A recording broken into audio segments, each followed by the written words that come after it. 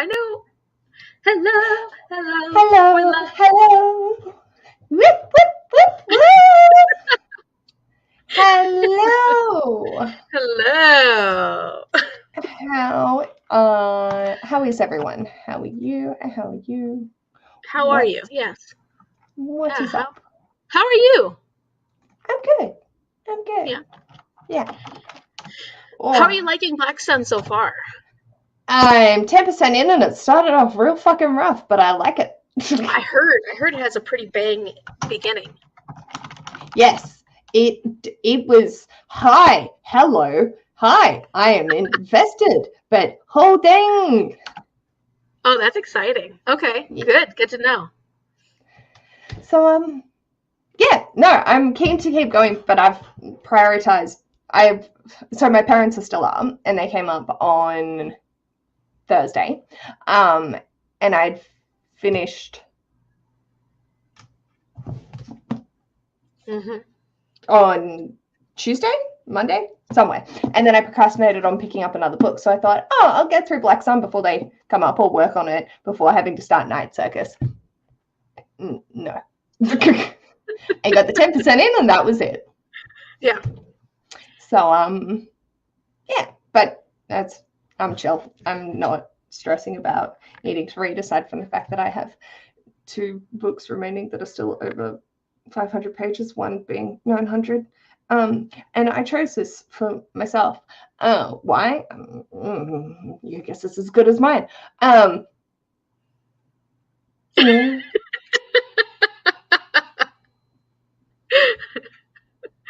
You know? So yeah. Yeah. Hello. Hello. I hope you're Yeah. doing well.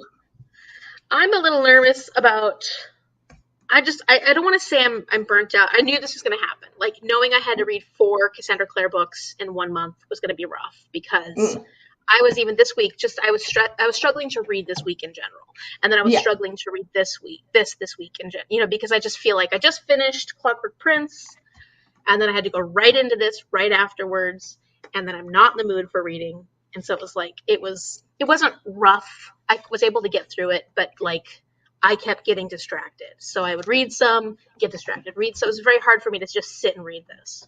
Yeah. Hello. Hello. Stacey. Hey, Good Tribbles.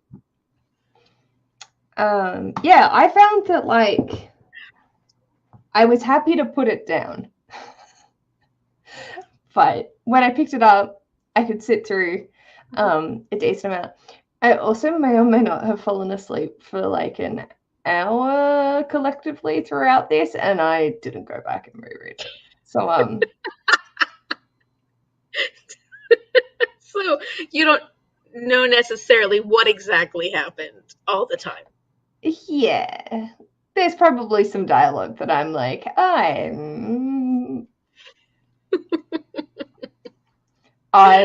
was so bad because I just came home and I'd conk out on the couch. Like I'd be reading and then Ash would look over and I'd just like Not really reading though. not reading. I'd have the audiobook going in my ears, Yeah. so hopefully it went in through osmosis. Sticks there. Yeah. You know, like they do in Brave New World with babies learning a new language. But I don't know. Yeah.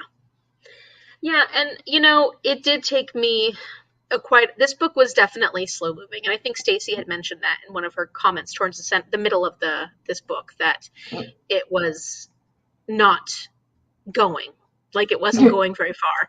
And I think that's true. I felt like this really did suffer from middle book syndrome a lot. But then the last 2/3 of it, like, it picked up huge, and it was crazy then all of a sudden. Which, yay that it actually picked up, but also like bummer it took so long to get there. Yeah. Can I say sleep is very important. it's important? Can I say, just because it was brought up again in the end of this thing, that incest is not preferable. No, But I swear Cassandra Clare can't stay away from it. She she cannot stay really away from can't. it. So, you know how I was like, discussion for page whatever. For I think we me have in different books, different, right? yeah. So where was that? Yeah. So it was page 152 for me, which is just before, no, it's just in the middle of chapter 7. So already diving into spoilers. Clary and Simon are talking, and she goes, "Love isn't moral or immoral," said Clary. "It just is." And I'm like, "No, it's not. We live in a society where there are morals placed on it." Yeah. And I was like, "Oh shit, this is going to get so much worse." This is a fantasy story page. Based in a Western, like it is real world. It's the New York, like. Yeah. And Simon, no, not Simon, Sebastian's whole justification, "Oh, I don't have to play by their rules because I'm a demon. Like, I don't have to listen to what they say. I can do whatever I want." I mean, that's something that a demon would say, right? Yeah, I thought that was funny. I was like, wow, she really just likes to lean into this quite a bit. This is a very fun, plot device for her. It's not for me. I think she's read a bit of Anne Rice in her time. I think that she just gets a kick out of. I wonder if she gets a kick out of freaking out her audience. Like, ew, let me make them uncomfortable. That's fun. Or people have weird. Anyways, let's talk about something Yeah. more pleasant. The first half of the book felt like a show on repeat, and the second half was much better. Yeah. The bit that I slept through was most of the first half. So. Yeah. It was setting up so much. It was trying to establish what was going to come next, but it did it in a very slow moving way compared to how some of her other books have kept the story progressing in a way where there was still enough action in it to keep you interested. I felt like there wasn't a lot of action in this first half. No. And not that a book needs to have a lot of action, but it just felt like it was moving on at a slow pace and that you're kind of just waiting the whole time. You're waiting. Yeah. There was definitely a lot of waiting. Like, the whole thing with Luke was pretty easily resolved, but I don't feel like it got resolved till quite a bit later in the piece. Yeah. But, like, they could have done the solution earlier. Yeah, and especially because it was so dire, but it didn't feel like it was so dire. Like, though Luke was almost dying, it didn't ever feel like there was, and you were afraid that he was going to actually die. Yeah. I never felt that level of, oh no, Luke, who I love Luke. Same. Oh no, Luke's going to die. Yeah. I just assumed they're gonna fix it. It just took a long ass time getting there. Yeah, which maybe would have made the pace of the beginning part of it go a little faster. Would have been nice to maybe get a little more of Sebastian and Jace, just the two of them together earlier on in the story. That might have made the pace go a little faster. It's just, there were a lot of interesting choices. Yeah. I feel like for this one, I was like, yeah, we're going here? Okay. So, and just running with it. Is it Mama Shazza or Cece? It's Mama. Has your mom abandoned these? She is behind. So she just finished reading Clockwork Prince, and then she's going to read this one next. She is. Okay. Yeah. So she's reading them. She's been enjoying them overall, I think. Yeah, she's been enjoying them overall. She's really liking Infernal Devices more, I'd say. I feel that. I think there's something to be said for the 3 books in the series, and I feel like this book in particular, I actually was enjoying City of Fallen Angels, even though it was a whole change in storyline. But I felt like this one made me think, okay, we probably should have just stopped after those first 3. We didn't really need to go this far, like let's Yeah. And the do a next new one's story. even bigger. Like, Yeah. but then I can appreciate that, like, doing the tandem reading with Infernal Devices, the fact that she then writes it into the next one. Like, Yeah. I like that flow on effect, although I don't really like Alec and Magnus's current drama. That's completely unnecessary. I was going to ask you about that, because that's like pissing me off. Like that whole, even Him going Magnus to was pissing me off in this too. Like Alec was pissing me off, but Magnus was not. He wasn't being very reasonable in this. Like before I guess maybe he did know what Alec was doing, and that's maybe why he was appearing to me to be really unreasonable with Alec. So maybe he's known for a while that Alec's been going to Camille. But if your partner is going to someone else to get your backstory, like, one, that's kind of shitty that you're not providing them with the information that they really are desperately wanting. And 2, really shitty that is going and getting someone else's history from someone else, because there's no, like, that's not a healthy relationship. No. And Magnus kept saying, like, well, I don't want to go into the past. Like, let's just focus on the future. But if Alec can't get over the fact that Magnus has a past, and has a past that he has no understanding of, and Magnus is the one who really wants Alec to commit to him and to feel very strongly about him, then you have to give a little. Because if you're not going to give a little, you're going to have a situation like this. And I'm not trying to say, like, Alec was in the right, because I don't. Alec is a child. He's a child, that's how he's behaving. But, like, I can see that they're both in the wrong here for this situation. But also, it's like, why do we need to have this? This little storyline is not as fun as having Magnus and Alec come together to initially. Yeah. It's like, oh, you're just throwing in another layer of angst. Great. But I'm confused with the whole demon and them trading their memories and the repercussion of that, because I feel like Alec made a joke about, like, oh, who are you? Like, he gave up.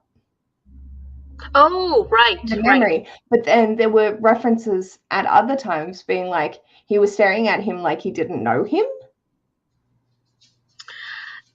And I found that really weird. I think it was more like he didn't know him in the sense that he didn't understand how he'd, like, this is not what I Yeah. This is not the kind of behavior I expect of you, that kind of thing. I thought. Right. Cool. Yeah, that was a pretty icky joke too that Alec did. I was like, that's not funny. There were some things in here where, like you said, the choices that were made. I was like, see, for me, I found it slightly funny because it was like, oh, that's sweet, because they asked for a happy memory. And so he couldn't think of anything else but Magnus. But then also, like, don't fucking do that, you douche canoe. I know, I see where you're coming from. I guess I was just irritated with Alec and Magnus both this time, because I felt like they were being so shitty to each other. Both of them were acting so not out of character necessarily, but they were behaving in their worst selves. And considering they've just been traveling, doing all this cute stuff, relationshipy together, like, yeah, I don't get it. I know. Hey, Roro. Yeah, it wasn't my favorite part of the story, for sure. I was frustrated with both of them. Did you have a favorite part? Because I can't think of anything. I liked some of the action. Like, even though we got that icky incestual stuff, that particular action scene was pretty exciting. Like, that scene, I mean, I wish it hadn't gone to where he's trying to, but I thought that was a fun, like, it started off the action there, and I thought that the action afterwards was pretty fun. Like, it was exciting and it was interesting. I kind of like the Maya and Jordan thing. I just think they're sweet, and I think she's trying to give us a couple that is doing well, because, Isabel and Simon aren't going to say anything because they're both chicken shits. Yeah. Correct. And True. I liked vulnerable Izzy too. Yeah. You get to see another part of her personality, which gives her I more feel it's depth. important to show, yeah. Yeah. And like, even if they don't explicitly, like, because Simon's an idiot. But if he doesn't, like, if you don't explicitly say it, he's not gonna think it. But then at the same time, he was pining after Clary for however long and never explicitly stated it. So like, you should know about unreciprocated or reciprocated feelings, even if it's not spoken. Yeah. But I just don't know if there's any chemistry between Simon and Isabel. I like the little, like, her wanting him to be like little protector so she could actually not have to be on. But I also hated that, like, Clary was like, come sleep in my bed with me while Jace isn't here. Like, no, for like 2 or 3 weeks. Mm-hmm. Every night so she can sleep. I'm like, ew, no, girl, get a fucking teddy bear or a pregnancy pillow. It'll do the same shit. Yeah. It's not healthy for Simon either. It's not fair for him. No. Yeah.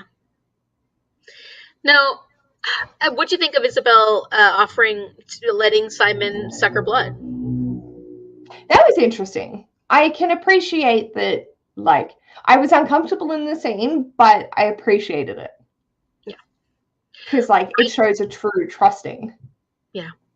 And I really liked it shows that she accepts him more than Clary ever would have accepted him, because Clary would never have let him do that. No. And Isabel's like, this is who you are. You are a vampire. Like, she's not in denial about the fact that Simon is a vampire, whereas Clary's been in denial about it. You know? Yeah, because she just wants to keep her, like, that little string along toy. Right. Yeah. Like, she's still stringing him along. She is. Yeah. She is. I liked the scene where Simon summons Raziel. Yes, I love that. I thought that was a pretty cool scene. And, I was like, there we go. Simon's our little hero. I mean, he really is pretty selfless when it comes to a lot of things. I mean, I know he still has very strong feelings for Clary, but even though he knows that Jace, like, he doesn't have a chance with Clary, and Jace and Clary is the thing. Okay, so I was just thinking, it just popped into my head. The reason I'm frustrated with Magnus is because Magnus is letting Alec know, and he says, keep your friends away from me, I'm not your pet warlock. I get that. But I felt like he had a lot more invested in the group. I felt like he wasn't, at least in the first several books, I didn't feel like he was only Alec's boyfriend, and he doesn't give a shit about the rest of the people there. Whereas in this book, he makes it seem like, I don't give a shit about anybody. And so the fact that I'm here is only because of you, Alec. And that kind of took away a lot of Magnus's agency for me, and I didn't like that about him. I liked when he was the warlock, that despite the fact that he really always said he was all about himself, would still come to aid the people because he knew what was right and wrong. Like, and he was close to Jocelyn, even though they didn't get along very well. He was still willing to help Jocelyn for money and stuff. But I mean, I think that he has been there in times of need, and he is in the Infernal Vices series. So the fact that, like, all of a sudden he's like, well, I don't want to be your pet warlock. I mean, I know he's being petty and he's pissed, but it just felt to me like, don't you see the bigger picture here, Magnus, and the part that you play in it? Because he knows the bigger picture. He's been influencing it since the Infernal Devices. Like, he's been around. He knows.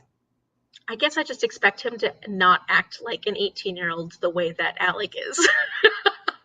Because, he's like 400.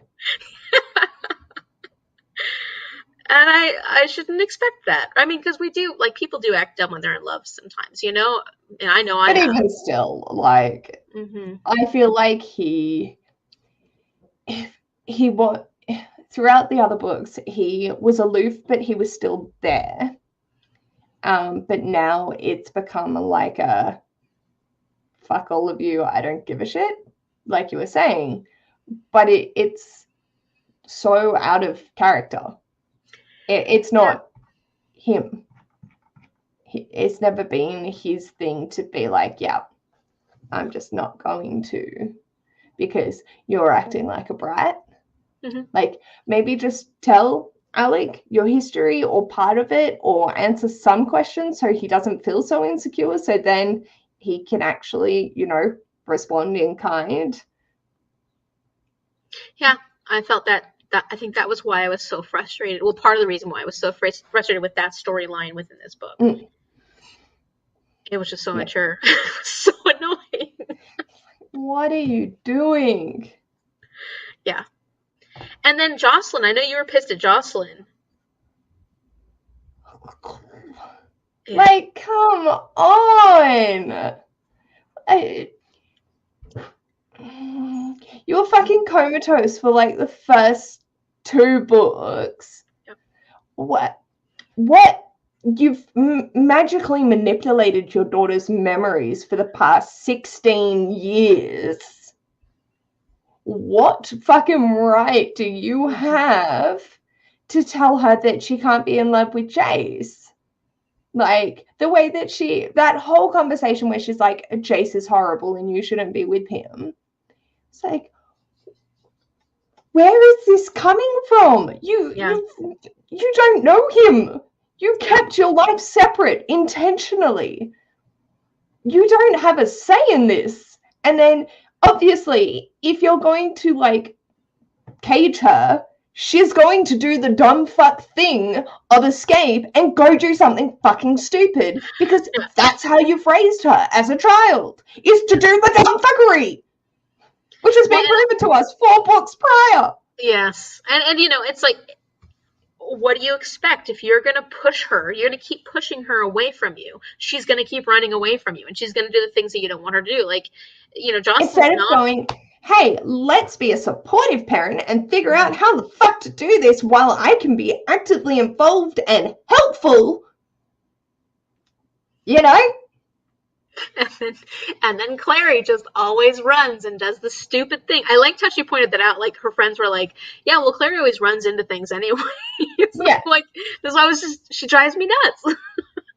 It's like, do you not have 2 brain cells to rub together to think of a way of doing this that is not detrimental to everyone? Like, we could probably shave half this book off, still make it interesting, and not have as much dumb fuckery. I'm scared for Heavenly Fire. It's over 600 fucking pages. Oh, it's a long one. Probably 550 of it is Clary just running and doing dumb shit. Oh yeah, I'm sure of it. It's well over 6. Mine's like 700 and something pages, I think. Oh, yay. Yeah. Look at that thing. That is a beast. Yeah. Like, it'll go fast. I get frustrated with Clary so much because she's so constantly willing to put her life in danger. She does not.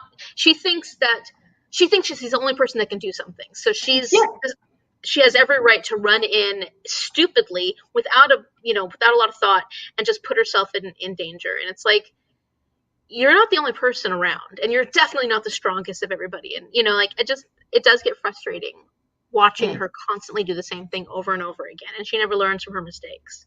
And it's constant. Like, it is always a dumb fuckery that is to propel the plot, when if it was just better written, it wouldn't have to be a dumb fuckery that propels the plot.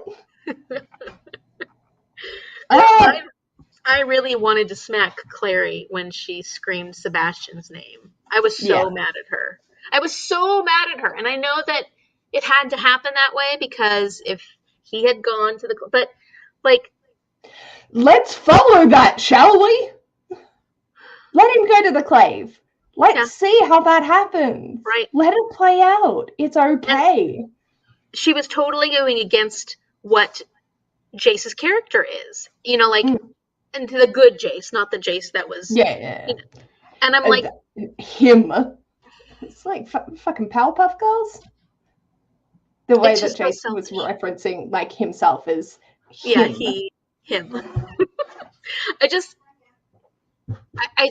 Clary is so selfish. It drives me bonkers. And it's frustrating. It's really frustrating because of the level of selfishness she has. And I know that she's young, but at the same time, we're talking life or death for the planet. Everybody on it, Mhm. Mine has And Alec on then the front. that's no, that's not Alec. Oh, that is Alec. Oh yeah, okay. For some reason, I thought Anyway, that was yeah, it's Alec when he's doing his crazy shooting. He's doing a great job. yeah, And I thought that fight scene was actually pretty good because it moved things along pretty quickly, but it wasn't a really drawn out fight scene. Some books yeah, have really drawn out battle scenes, and that one I thought was pretty good. Like it highlighted the things it needed to highlight, moved forward, and so I mean, Cassandra Clare knows how to write action scenes. She really does. I just think that yeah. the angst gets in the way sometimes, and I know that the angst can be fun, but sometimes it can be exhausting. Especially as adults. I mean, I like a certain amount of angst because I didn't have a lot of angst in my youth, but I this was too much. This particular book was too much. Yeah, I know you had Yeah, a lot. That's why yeah. go with it. Oh, too funny. Yeah. I feel like it's getting to the point where for this, like, we're talking about key moments and Sebastian and all of that. But at the same time, our conversation is very repetitive Hmm.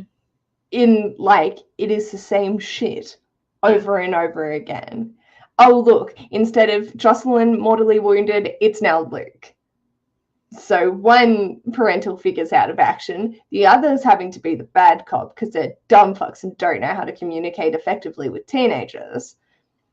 The teenagers are going and doing the angsty shit, and they're going off into battles that they shouldn't be doing and visiting Magnus and getting him to summon a demon.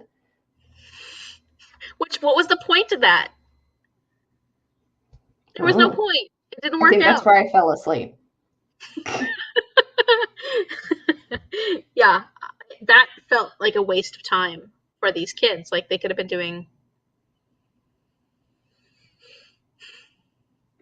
I mean, I Anything guess the else? only thing you learned from that was that Simon could be put in the middle of it and survive. He could be put up against a greater demon and survive. So then that gave them the idea that he could survive against the angel.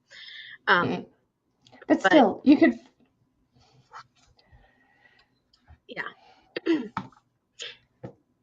Stacey agrees that Clary doesn't learn from mistakes. Do you think any of the characters have evolved since book one? Are they any wiser? I feel like I Izzy has. yeah, I actually think Jace has. I think, yeah, it's hard for this particular book because he's so not himself. And I like that it was intentionally so. Like, it is like he's being possessed. Mm-hmm. And the real him's still in there fighting to get out. I like that. So we know that he's meant to be going against the grain. And it's interesting that it's like still evolving around Clary and like she is his beacon. Mm-hmm. But it's just the mentality towards everything is shifted. Um, so yeah, it's like he has grown while he was in there, but we didn't get to see much of the evolution. Yeah, I would say the opposite's true for Alec, and the opposite's true for Magnus in Yeah, this book in particular. yeah. I think it more focused on their relationship issues rather than their relationship as a queer relationship. Right.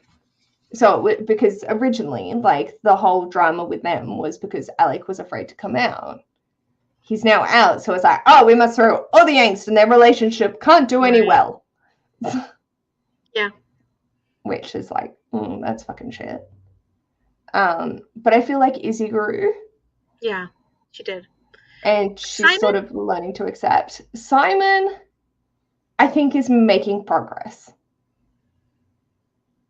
because, like, with the whole going and speaking to the angel, and one having the mark of Cain removed, Mm-hmm. like that's a choice. But I appreciate that it is more of a curse for him than not. Um, but also learning about himself and still having his religious ties, even though he can't say it, he can still think it. He can still feel his religion. I feel like that was growth in his acceptance to becoming a vampire. And same with Izzy accepting him wholeheartedly will help him accept who he is wholeheartedly.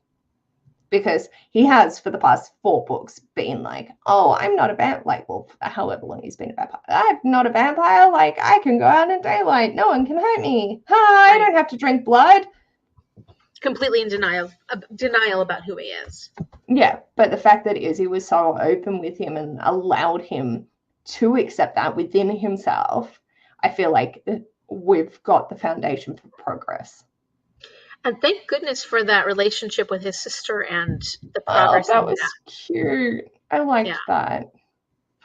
I was a little bummed that they trapped this greater demon, and the greater demon wouldn't have anything to do with them because of the mark of Cain on Simon. And he's saying like, oh, like I'm staying away from you because bad things are to come because you have the mark of Cain on you. And like I get the whole trading thing when it came to the Raziel, the angel, but I almost wanted more to come from that storyline because I feel like the mark of Cain should have had a bigger impact in the story overall. It had a big impact when he first got it. All the way through, it's been a really important feature of the story, and then all of a sudden, easily, it's taken away from him. The future stressor of having him be the wanderer and all that stuff, like that was completely taken away, and that was a bummer because I was like, wait a minute, you're building up to this greater story here, and even though it's horrible for Simon that he could become the wanderer, what have you, all of a sudden it was just taken away so simply like that, and I just felt like, don't set me up for something like that, and then not follow through on it. It's like, I can now tell that you've been using it as a plot convenience the entire time, and it is no longer going to serve your purpose, so you're going to remove it. Yeah. And I was a bit bummed by that. Yeah, because it's really, she had laid a lot of lore for it. Yeah. And it didn't go anywhere. Maybe it, like, Clary can just draw it again. He can still be the wanderer. I don't know, I just thought that was a fun reaction from the demon, that, like, oh, and it made me think like, oh, something big is going to come of this. But I mean, something big did come of it because they could do the trade. It did. But at the same time, it wasn't what we were thinking it was going to be. Right. And his whole like, oh, confusion, how am I ever going to survive? I'm going to be so lonely. And next minute. Yeah. And all of a sudden, it was easily, yeah. So that was kind of, I just felt like it was resolved too easily. Yeah. Yeah. I feel like there are a couple of, No. You feel like there's a couple of. There's a couple of things that like she mentions, makes a big deal of, and then puts to the side. Mm-hmm. Like the second making of the Mortal Cup. Yeah. That's a big deal. Why did they just not make it? Like, I know they mentioned it, and I can't remember it. But why the fuck did they just not make another one when the first one went missing and start building up their army? Like, they want more Shadowhunters. Is it because the Claves are all old, dotty, what's-its? And I wonder if they thought, well, because it was given to them by Raziel, right? So they probably didn't think they could make it. So then how did they make another one? Well, they thought, well, hey, we can make it.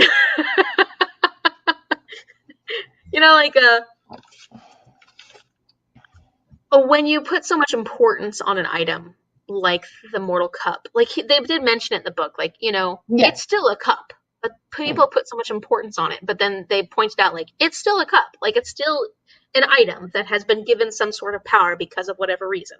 But I think for the Shadowhunters, it is this symbol of something that is even green. Like, and I think for a lot of Shadowhunters that don't actually see the Mortal Cup hardly ever, because it hasn't been used for a Mortal Cup for a very long time, it's more of a symbol to them than an actual thing that they could create and make more Shadowhunters with. Yeah, I don't know. I also think like the Clave wouldn't want more Shadowhunters to have more voices. They would want to keep it as their voices and their control. Oh yeah, for sure. And the Clave has definitely gotten to be, The Clave is also another villain in the story. Right. And they do make some points when it comes to the Clave and how the Clave is a villain, like you said, in a lot of ways. I mean, it is this organization that keeps them all from getting into too much trouble, but it's also an organization that has very strict rules and does not allow a lot of change and doesn't work with change well. And it's becoming a problem for the Shadowhunters now.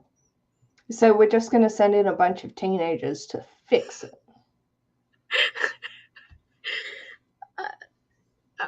I guess kind of like the Circle. The Circle decided they were going to make change, and so they weren't teenagers when they were doing that, though, were they? Oh, they started when they were teenagers. It started, but it was when they were in their early 20s. There's definitely parallels to that, though, like what the Circle was trying to do, and them being a young group of people who are trying to make a big change.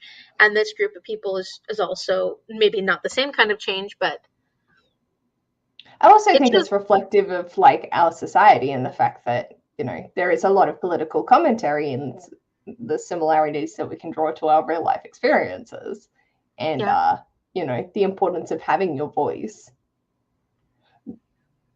but also love is moral.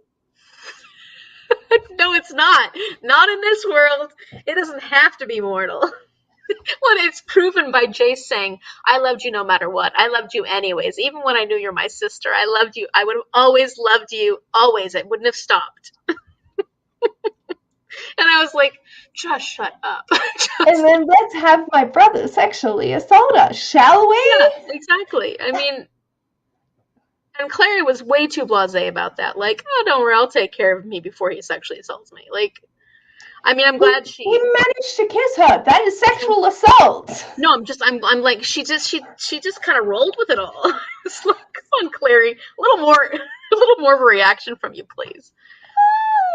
Yeah. So gross. Like, okay, so what do you think of Sebastian then? Like this, and then the fact that Clary's like seeing all these things in him, like, oh, he's just so lonely, and oh, he's just, maybe we are a lot alike. She was really starting to have some compassionate feeling towards him. Yep. More so than when Jace came to, and Jace was like, screw that guy. She was like, I kind of feel bad for him a little bit. She didn't say that, but you could tell that's what she had been feeling, which I guess is why Sebastian felt like she was a lot like him, because she is more cold-hearted than like him than Jace is. Jace is just, way less cold-hearted than he thought he was. Yes.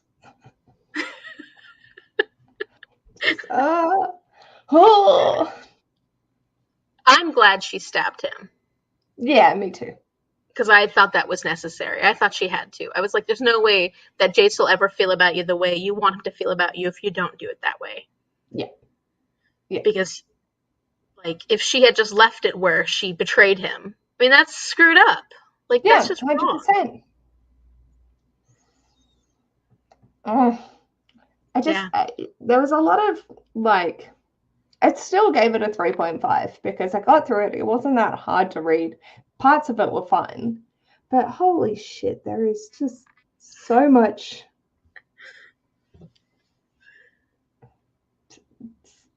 unnecessary. Yeah, I don't know. Like, I feel like there's so many other ways of doing it better. Not that I could write it because I'm not a writer, but yeah, I don't know. I think I gave it a 3.75 because there were, like, this was my least favorite of all the books you've read so far by Cassandra Clare, and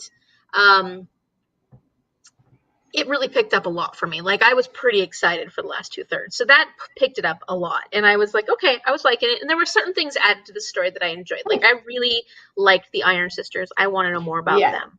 Same. I want more Iron Sisters in my future when it comes to Shadowhunters, because I wonder if they'll play a part in the last Infernal. Ooh.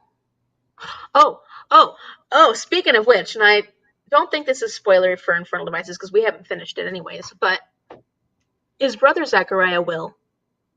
Oh, yeah, wait. He was in Prince? I haven't read Princess. Oh, I don't know. Was it Brother Enoch that was in? I think it was Brother That's it. Yeah, Enoch that was in. that's the one I'm Because thinking. Yeah, I yeah, yeah, couldn't yeah. figure out. But like in the end, obviously Brother Zachariah is very interested in the Herondale line, and he keeps like, I want to make sure the Herondale line succeeds. And in the end, Clary asks him. Was it Clary that asked him, like, before you were a silent brother, did you ever love anybody that you would have given your life for them? And he said two people. He would have given his life for two people. And I'm like, Tessa and Jem. And Will Herondale is a relative to Jace because Jace is a Herondale. Of course. So Brother Zachariah has to be Will. Oh Or, my god. I mean, Yeah, or yeah, yeah. Jem. I mean, if something happened to Jem and he got changed into something else, I don't I know. mean, But that wouldn't make sense to why he survived. Like, because Jem's gonna die. right, we know that. So, like, if changing into the Silent Brothers prevents that from, like, his disease overtaking his body, then that could be. But I don't think so. I don't know. Maybe it could be Jem. That would be pretty cool, actually. Because I was talking to Kara about it because I like the poly. Like, it's good. I like that it's all open. Yeah. Much less angst. Healthy communication, Have you read Princess yet? Mm-mm. No. No. I am giving myself time. I'm at least giving myself a week.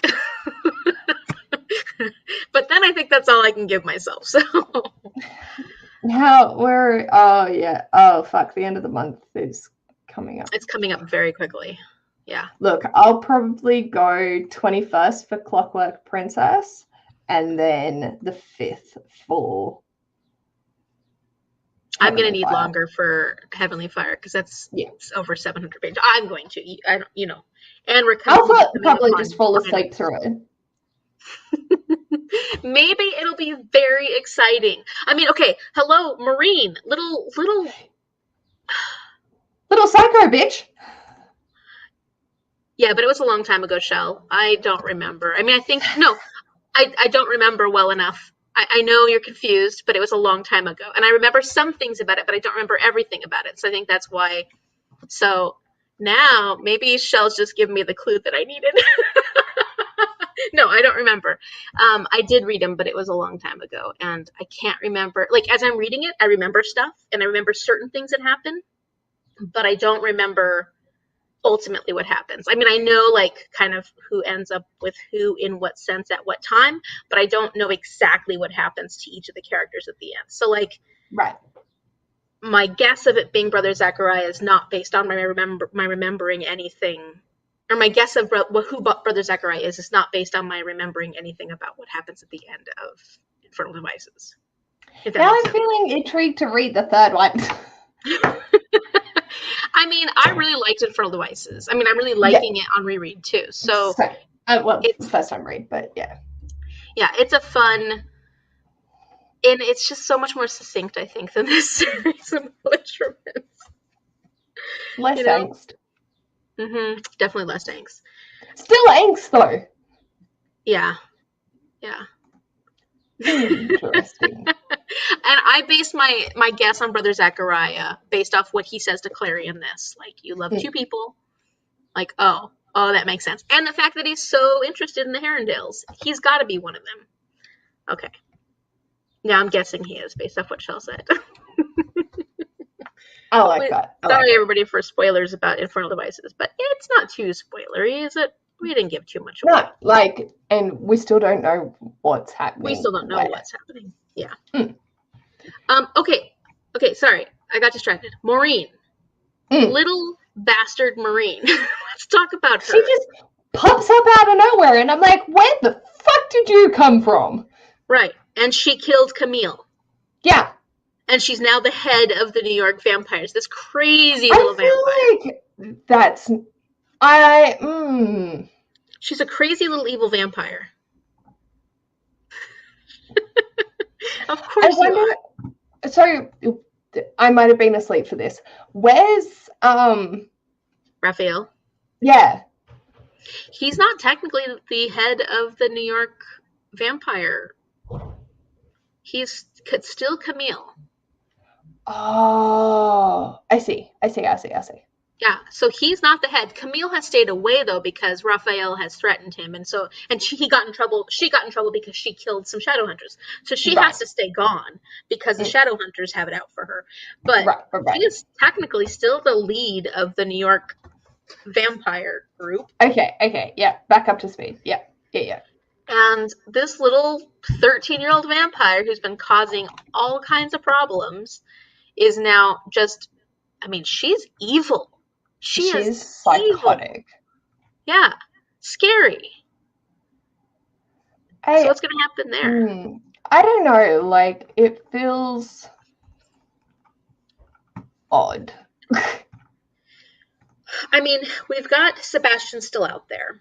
The Sealy Queen, we know, is not for the Shadowhunters whatsoever. She has zero support she's going to give to the Shadowhunters. I mean, unless they're Sebastian. I did like those rings. Yeah, those were pretty cool. Yeah. But I mean, Sebastian will have his own little army if he joins up with Maureen, the little scary vampire head lady of New York, and the Sealy Queen. So it's going to become That's quite the downward versus shadow. Yeah, it's going to be the vampires and the fairies against the werewolves and the Shadowhunters. Yeah. Final battle. I'm keen. Let's get this fucking over with. The fairies, I never trust the fairies. I don't like the fairies. No, I like seeing fairies not be good. I find that sometimes it can be very and I'm like, no, I want them to be sadistic bastards that kill everything. Well, they are in this, right? Well, they're more tricky. I think Maureen is the sadistic bastard. Yeah. Ooh. She is like next level energy. Yeah, and I'm like, how did she get to be so evil? She wasn't evil as a little human. No, she was just a groupie. Yeah. And they got scorned. And then devoured. Oh, gosh. She's scary. She scares me more than any other character in this. I agree. So that's what we're looking at in the upcoming book. I'm like, I'm excited for it to be over. Yeah, I'm ready to move on to other things. I'm just like, oh, I love that I've stuck it out with you, and I'm glad that we can chat about it, but holy fuck, I'm ready for this to be done. It's been a lot, you know? Yeah. It hasn't been as fun as the Lunar Chronicles. No, that was a blast. Lunar Chronicles was so much fun. And Discovery of Witches was, I'm glad that we had Discovery of Witches to break it up. Yeah. Oh, yeah, me too. Well, I love Discovery of Witches, so yeah, I'm glad we did too. So that was good. But yeah, I was enjoying it, even with how silly it is. Like, I was enjoying it for the most part, I think, until this book, really. Like, even the last book, I didn't enjoy it as much as I was enjoying the angst and the fun and the silliness of the other ones. But I think this one just it felt exhausting to me. And it wasn't horrible. I still, like I said, I still gave it 3.75 because I did end up having fun with it. But I think I'm just kind of burnt out on this series. Yeah. Do you think you'll ever read any of the other Shadowhunter books series?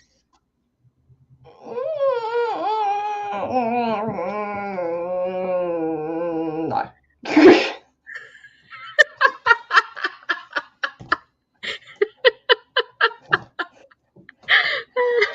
The world is just so expansive.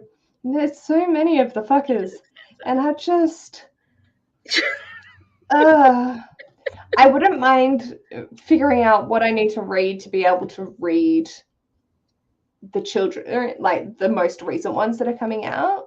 Mm-hmm. The Chain of Whatever's series. Oh, yeah, because that's following the Infernal Devices children. Oh. So I'm invested in that. Yeah. But I don't want to have to read anything else to get to those points, but I feel that you do. Yeah. So, look, if you're ever like deciding to, as Erin would say, drink the dumb bitch juice and continue on, let me know and I'll drink it with you. But no, I don't have any plans myself. You don't have to drink the dumb bitch juice with me. I feel like I've invested enough in this already. Like, if it's going to continue, then I'm going to have support to continue. I mean, it wouldn't be anytime soon. So, like, no. Yeah. Wouldn't be anytime soon. Yeah. Yeah. But yeah, I feel like I would need to chat with Kara to figure out where's. Okay.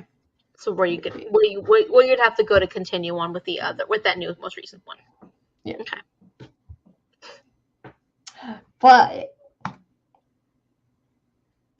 yes, there are plans for it. We are going to do an announcement at some point. We just haven't figured that part out. Not for Cassandra Clare. No, there's no. Yes. We're keeping it more simple next year, though. We are only doing one series, and that was because it was pretty rough for us with our schedules to do 2 series concurrently. And I know a lot of people really liked that, and we did like it for the point of having a series that everybody could join in every other month, but it was pretty rough for us. It was a lot, yeah. Fun, so I think but a lot. Yeah. So we're going to be reading one series, and we're going to lean on our side quests for the other months that we're not reading. Yeah. And I feel like that will be fun, because then we can just sort of chill with them. And, like, we don't have to read 6 Cassie Clares back to back. Do you want to tell them what series we're reading since they're here? And yeah, one is good. We like one. I can. I mean, why not?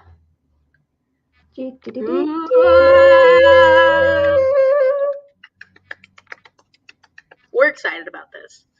Sorry if you've already read it. Yeah. So I have read the prequel novella and this, so I probably won't be rereading them, but will still stick my head in and say hello. And then continuing on with book 2. Yeah, and we'll be reading the in-between stories too, right? Yes. So there's a prequel novella and then one before. I think it's a 3.5. So those are in there. And it will be running on... It's an odd structure. Yeah, it is non-structured. Because we were trying to get it to be like one every other month. But if there's the novella for it, it takes it up to the month before. Just so that we could read it and still have some progression, feeling good. Yeah, and sorry, Shell, but this is not a completed series, but we all really wanted to read this series and we couldn't wait any longer. Yeah. Yeah. It was the one that we all were like, just like interested in, because we did have like quite a few others that we were tossing around. Sure. But one of us was like, well, there'd be one person that was like, oh, I don't have that, or yeah, or maybe, I'm not sure. And then this one we were all like, yes, we all want to read. And it was, I know it was kind of rough for Danielle to not be interested in Mortal Instruments and then not be able to carry on with that with us. So like it helped her so she didn't have to read a book every month, but it was also rough for her to not be able to participate. So we wanted to make sure it was a book or a series that all 3 of us were excited to read and get into and start. Yeah. Yeah. Shell hates when starting series that aren't finished. Sorry. Yeah, this one's not going to be finished till like a while. I'm But so excited about it, though. when they come out, we can do like a special BookStara like side quest in the Yeah. year that it comes out, regardless of what books we're currently reading, and like get everyone back in on it. So, Yep. wow, that's a lot of years of BookStara. We'll see if we still like each other then. You'll be sick of this face. No way. But next year's year 3 for you guys doing BookStara. That's crazy. Like, I only joined this year. Yeah, that's right. That's really crazy. That doesn't seem right. Like, I mean, I know it's right, but it just seems weird. Yeah. You've been doing it for 2 whole years, going into your third. That's pretty awesome. Mm. Well, good. We're doing good. Like, this is, and, you know, I feel like we have such fun conversations with each other, and we have such a fun time going through these series. Even if people are not as interested in like have fallen off of these books, it's still fun to have a chat with you and be able to talk about it, even if we're getting a little tired of it. Yeah, even if we're sitting here going, oh, God. 700 and something pages for the last book. Like, we've got just over 1,000 pages left. I'm really excited about Clockwork Princess, though, because I'm actually like now. Yeah. I'm ready. But I have you know, an entire TBR of gigantic books to finish. That's about time. No. I was like, yeah, I can get that done by the time your live show happens. Oh, that happens to be the week my parents are coming up. Well, shit, that's not gonna happen. Yeah. How are you liking Night Circus so far, though? I know you've only read like the first day or so. Yeah, I've only read the first 40 pages in my version, but I'm really liking it. Oh, I'm excited. I was nervous. I didn't want to say like out to anyone, but like I said I liked the style of sea a lot more than I actually did. So I was very apprehensive about this, considering like the fact that I read the style of sea and was just like, this isn't my sort of thing. Mm-hmm. It's very confusing. It's not. It's sort of like Piranesi vibes as well, and it's good, but there were just things that I was like, oh God, if this is in this, Like I'm not gonna be vibing with it. So I was nervous, but the first 40 pages I flew through, which was definitely different to the style of sea, and I'm having a lot of fun with it. So. Ooh, I'm excited. Okay, good. I'm glad. Like, I would not have picked this up if people hadn't shoved it in my face. I would have just gone, nah. Style of sea was my experience, and I'm good not to go back. Yeah.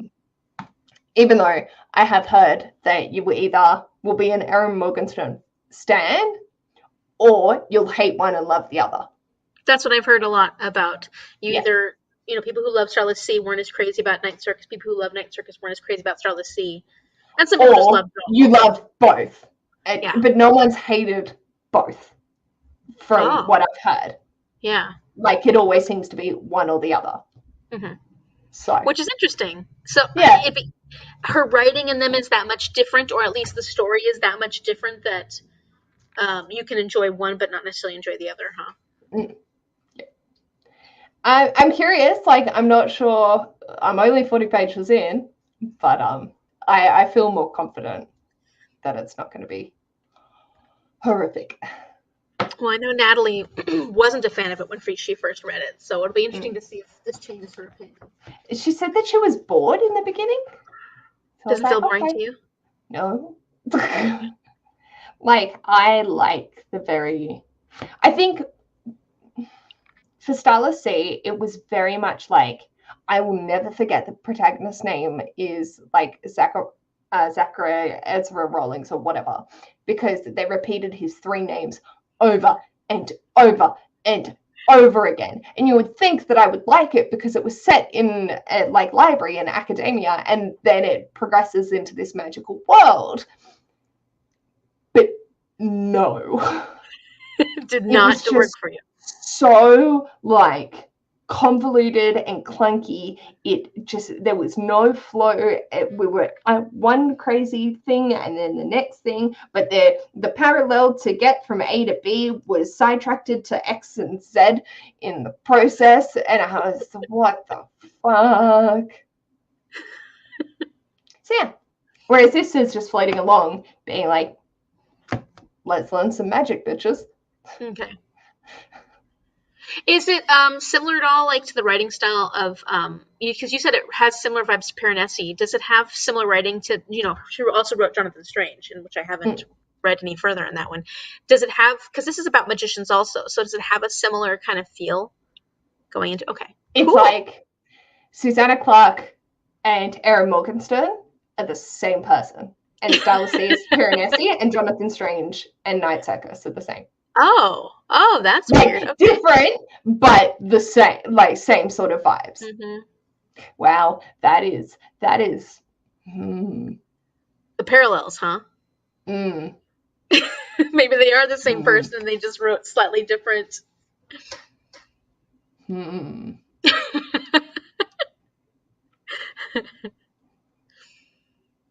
Something to think about. Because I enjoyed Piranesi more than I enjoyed the Stylistes. It was also 200 pages shorter. Mm-hmm. And had a different twist to it at the end that was actually really interesting. Whereas I felt like Stylistes just sort of fell flat. Okay. But that's just me. Like, I can't wait to read it at some point because I'm really curious what side I'll land on, because I know I can see it being more of an Amy book. Oh. Yeah. Okay, cool. I'm so curious. Yeah. Also, same, Stacey. Same. BookStara is keeping us all together, even though we'd rather just not. I mean, I'm happy. We're gonna be finishing a series. I feel very accomplished. And I've been enjoying myself for the most part. I think this one was a bit rough for me, just because I was struggling too. And I think, like, I've been the negative Nancy throughout this, but also, like, I'm happy to not DNF the series. I'm happy to continue going through it because I'm not hating it. I'm just like, oh, this could have been better. I mean, it definitely feels like someone's first series. Like, I can see that this is one of Cassandra Clare's first series, and it's surprising that Infernal Devices is so much stronger, considering she wrote it around the same time as she wrote the second half of this series, right? But the second half is shit. It's rougher than the first half, I feel. I feel like she was trying to do too much, and Yeah. she's just lost where she was going with it. Yeah, and kind of bringing back to the whole Marine thing, this little vampire, like, that's an added story. Mystery Clothes Company, that's an added storyline that I don't necessarily know is necessary here. Like, I don't know that that's necessary here. No, but it might show up in the next book and actually tie it together and make sense. I mean, I'm sure it will. It just, and it was a fun surprise at the end of this. But at the same time, I'm like, are you trying to do too much? Are you trying to add too much to this story? Like, there's already so much going on. And then the angel wings. Mm-hmm. Like, oh, damn! What? Yeah. You psycho-ass motherfuckers. I don't.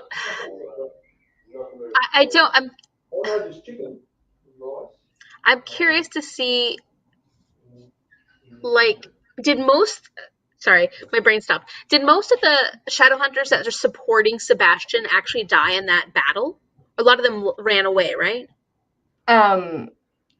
Most of them ran away, yeah. Okay, so they're still there. They're still available to Sebastian.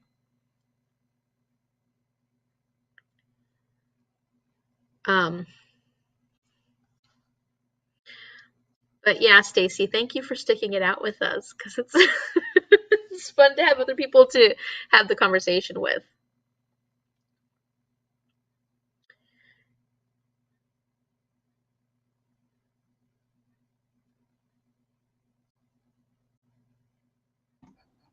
Sorry, organizing lunch. No, that's all right. I'm making faces. We have leftover Chinese, and Oh. Dad's figuring out what he is having. It's like, I'm okay, I don't want the prawn stuff, and it's like, okay. But yes, I definitely feel like it's been good having a group to sort of hold me accountable and get me through it and enjoy the discussion and being able to vent my frustrations. It's very easy to be frustrated with this series because the level of angst is, I mean, at the top. I mean, like, I don't think I've read too many YA. I mean, I haven't read a ton. I've read a decent amount of YA fantasy. I actually have. And this is some of the most angsty YA fantasy. I'd like to hear people's suggestions for even more angsty YA because I'm curious what other books rival, I mean, aside from Twilight and stuff like that. Like, what other books rival the level of angst? Oh. Not dystopians either. We're talking about fantasy. Some lotion on, don't mind me. Ooh. I can't, like, I'm trying to think of what I read as a teen, and I didn't read bad shit. I didn't read the popular stuff. I read this series. I've been reading this series, and Shell's been reading it too, called the Shadowfall series, which has a certain amount of angst in it, but I don't think it has this much angst in it. But it has, like, it's paranormal. It's got witches and witches and vampires and all these shapeshifters and stuff like that. Maybe the Beautiful Dead series. The Beautiful Dead series by Ada McGuire, which is like Jonas, Arizona. They're angels, and this girl is communicating with her dead boyfriend. Or the Beautiful Creatures series by Cami Garcia and Margaret Stoll. Is that the name? It's like Beautiful Creatures. And that's pretty angsty. But I enjoyed that a lot more. The first one. I haven't continued on with the rest of the series, but I enjoyed that a lot more. Oh no, I have the first one on my shelves. Again, didn't read it because it was the popular shit at the time, and I just apparently was too hipster in my reading taste. Oh, wow. Angsty fantasy YA books. I mean, Twilight is a great example. Yes. Maybe Shadow and Bone. Haven't read it, but I haven't read it either yet. I've only read Six of Crows. Apparently, the Daughter of Smoke and Bone series is on this list. Oh, I haven't read that. It has a relationship in it, and there is a little bit of angst, but it's nothing major. Mm-hmm. If please disagree with me in the comments. If An Ember in the Ashes. It's got a little bit of angst, but it's not like next level. They're sort of in a situation that I think calls for it. What about that series, The Cruel Prince? That world. That's angsty. The first one. That's one that people just, like, a lot of people hate. Yeah, I enjoyed it, but there's also that Cinder on this. Oh, I don't think of that as being angsty. No. Oh, the Hush Hush series by Becca Fitzpatrick. I haven't read it, but I can see it being an angsty. Oh, Serpent and Dove, that series by Shelby Mahurin. Haven't read. Haven't heard it being described as okay. Angsty? Yeah, I haven't. Like, I've heard some people haven't loved it, but I don't know if it'd be described as angsty. But yeah, Shelley says was angsty enough to irritate, but still good. It's one of my all-time favorite series. So I mustn't have found it that irritating. What about that Saba Tahir series, A Torch Against the Night? What is the name of that? That's series? An Ember in the Ashes. Ember in the Ashes. Oh, okay. Yeah. Yeah. Good. Haven't read it yet. The Bone Witch series by Rin Chapeko. Haven't read it either. Have heard that it's very easy to forget.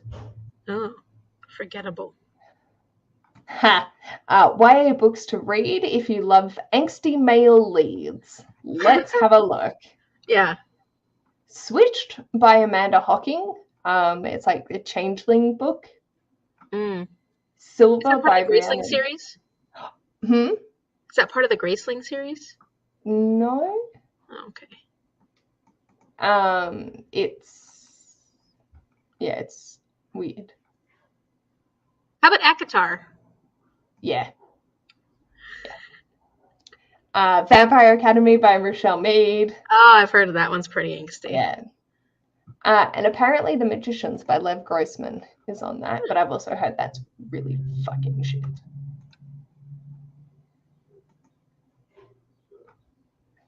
I feel like I should do a reading vlog of reading just angsty books. Oh, that would be fun. I think I would probably hurt myself by the end of it. Like,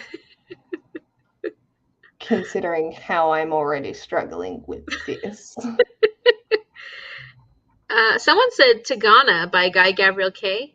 The ink grips you right from the prologue, and it doesn't let go all through. Huh. I haven't heard of that one before. I've heard of it, but I didn't ever hear of it being a angsty one. Nice. From Blood and Ash.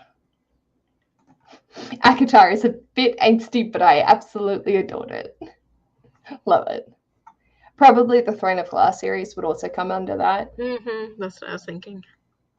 That's the one that people like less. Well, I've heard mixed things. Speaking of the Graceling, that one was also considered a pretty angsty one. Okay. Oh, the Red Queen is on here, but I've heard really good things about the Red Queen by Victoria Aveyard. I also heard that it's angsty. Oh, is it angsty? Okay. How about Caraval? Not bad. I haven't read Caraval, but I feel like I could see it being some weird kind of angst, but not like Model Instruments angst. Right. Hi, Leanna. The Wrath and the Dawn by Michelle Adier. Oh my god, yeah, that's horrible. Is it really? Do you have any angsty YA book recommendations? They're YA books. They're all angsty. Did you hear that? Yes. Apparently the A stands for angst rather than for adult. Okay. I started reading The Wrath and the Dawn by Renee Ahdieh, and it was not good. But that's just me. Okay. I also read that when I was a teenager and hadn't actually dabbled into fantasy much at that point. Oh. Have you read any of the From Blood and Ash series? No. Gosh, I'm so interested in that one. If it's popular, I probably haven't read it yet. Yeah, I get that. It's like I've been playing catch up the entire time I've been on BookTube. Yeah, I'll never catch up. There's just no way. I'm just not that fast of a reader. Yeah, I know. I'm like, when I actually read a book when it first comes out, I'm like, who am I? What just happened here? Look at me go! And especially when it's like super popular. Oh my god. I read House of Hunger. I mean, like, you did too. How did you like it? I actually liked it. I didn't like it nearly as much as the Witching, the Year of the Witching. Year of the Witching, yeah. Which I gave the Year of the Witching 5 stars. I really loved the Year of the Witching. Okay. I gave it 3.75 stars. And if I think about it more, I might even rate it less. I don't know. There were things I really liked about it, but then there were a lot of things I didn't care for it as much. And it doesn't give me the same feelings. Like, it felt much more YA than I felt the tone of it was. Like, it felt a lot more horror than the Year of the Witching is. But because the tone felt so YA, the writing style, I didn't think it matched. Like, it matched the character's age, but I didn't think it matched the level of horror in the story. So that makes sense. Like, if you're going to go dark, go darker and not make it seem so YA. If you're going to go YA, make it more like Year of the Witching, where the characters are more enjoyable, more relatable, and you feel more, it doesn't feel as dark. You know, it's more fantasy. And I mean, Year of the Witching is dark, but not in the same way that, I don't know how to explain it. That's fine. Okay. I'm still interested in it because I really liked her writing. So I'll get to it eventually, but Yeah. Eventually on BookTube is Yeah, no, I know how that is. I bought Babbel, right? Because I really want to read Babbel. But when am I going to read it? Let's be honest.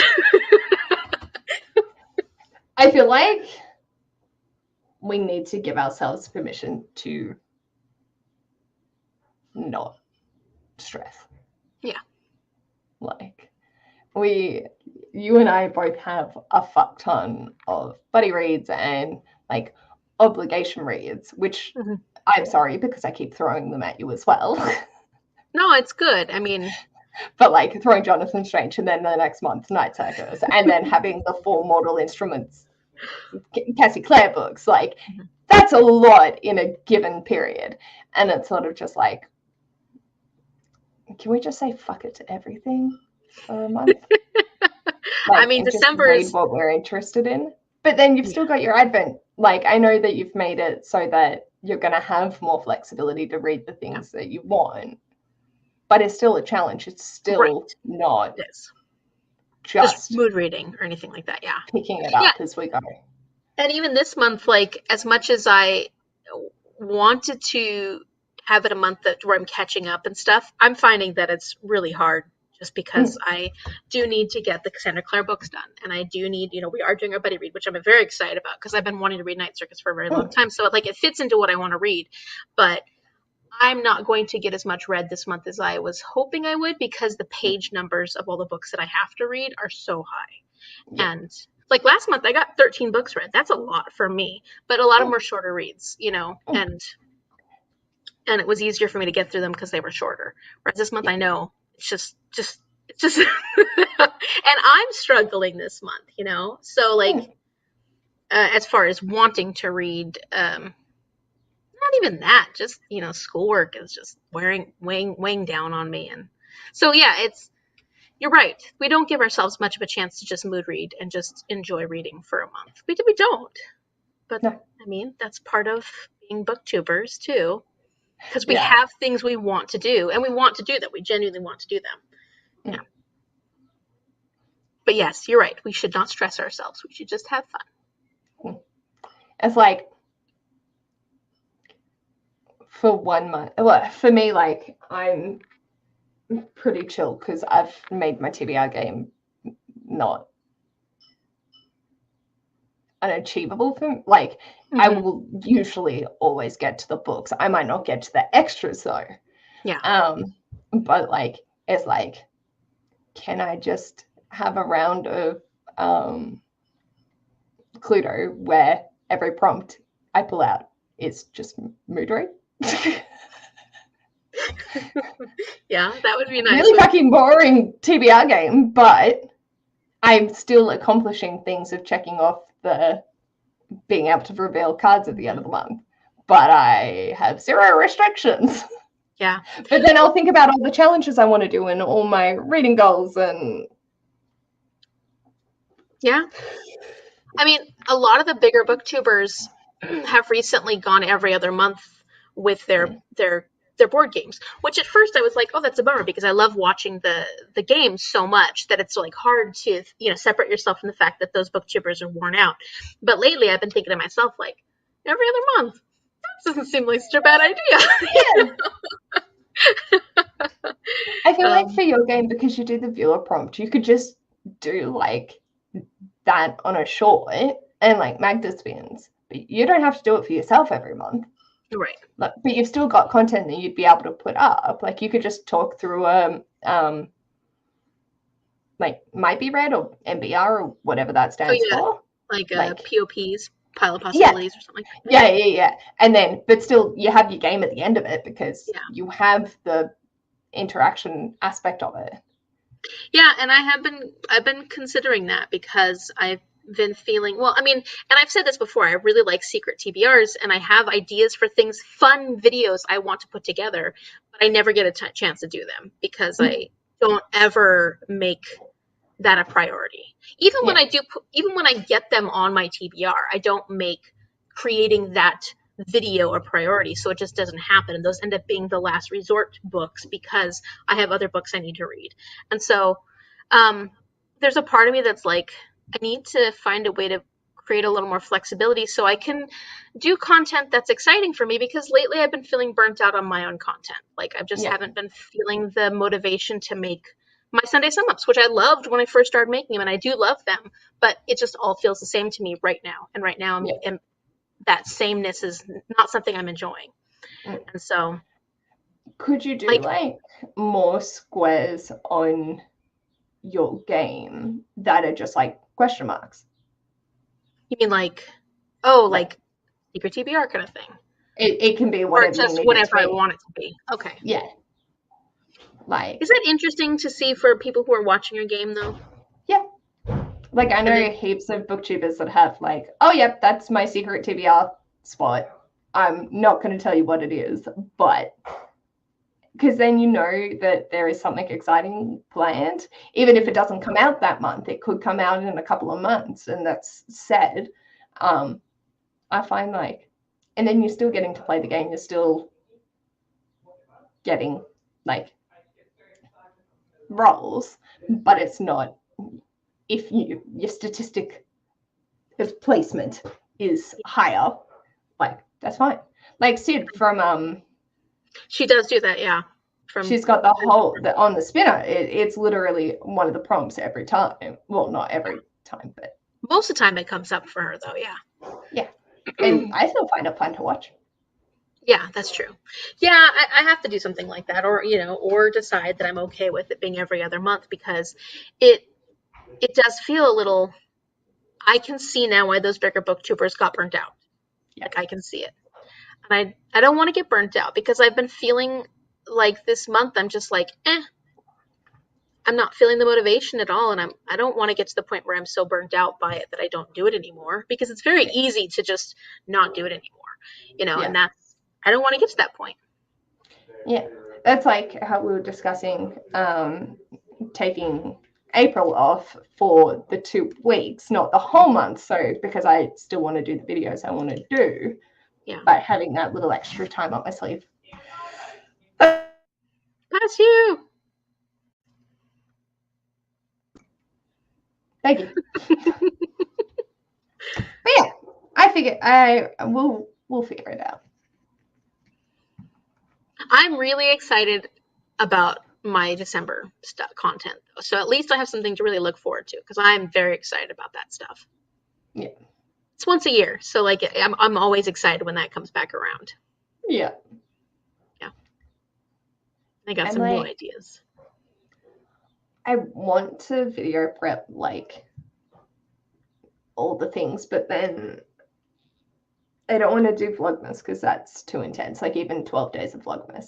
But I want to do like Januarymas, because all the content that they put in December is not reflective of their end of year reading, because they're still reading in December, unless they're Haley, who counts it from December to December, her reading. That's her reading. Right. Yeah. So I'm like, I want to have all that content, but then I forget about it by the time January rolls around and can't remember what I actually wanted to post. You start making lists. But yeah, I am the same way. I don't usually tend to make those videos until January, when everybody's already done with them, because everybody's already created them in December. Yeah. Like, well, shit. Mm-hmm. That's all right. We'll figure it out. Yeah. We will. We'll figure it out. Yeah, and I still gave my pile of possibilities.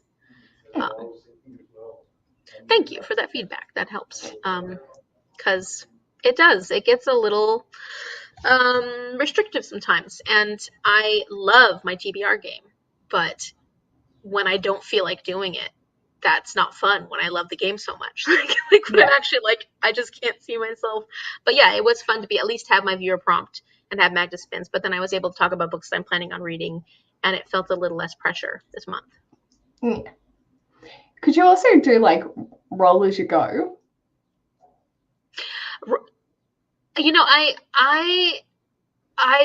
I would. So that's what I'm trying to do with Aurelium, but then I never get to the next book. So I've been sitting on my Aurelium book that I have to read right now is Reflection by Elizabeth Lim, which is also a Secret TBR book, which I need to get to because that's the Roll As I Go, the next book for my Aurelium. Which, yeah, no, I've never finished my Aurelium for the fall. What's the prompt?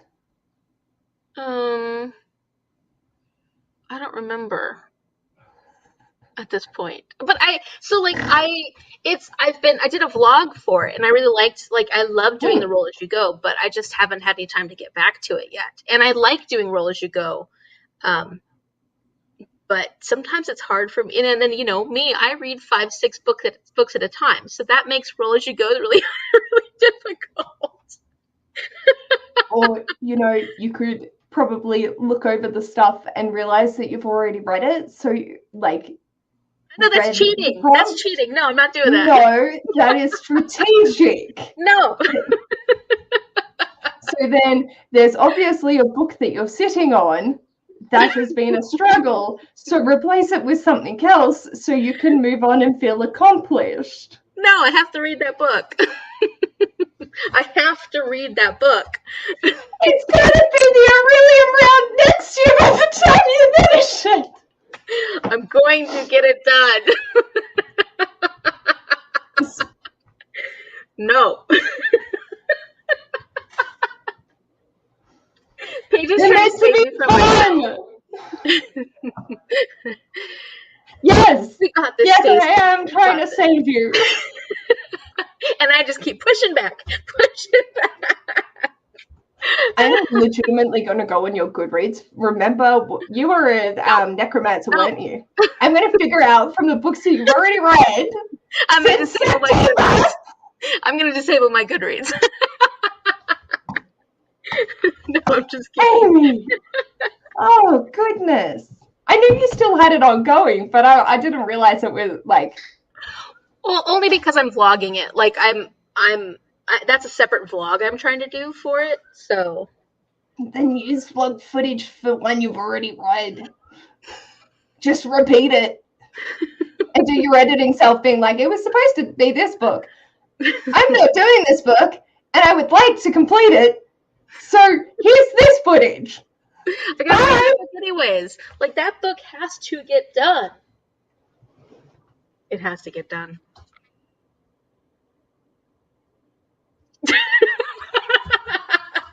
Hey, look, you skipped some comments up here. Let's look at those really fast.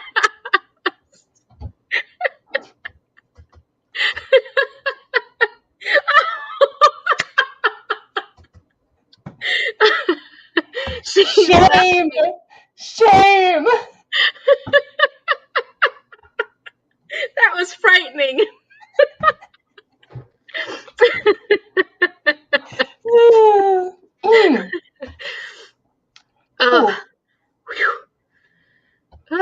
So, City of Lost Souls. Just called you out so badly, don't I?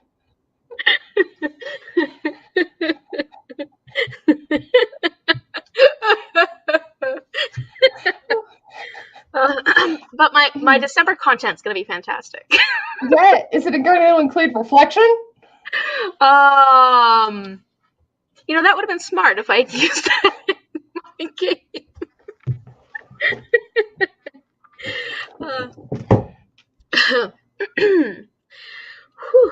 I'm stressed for you.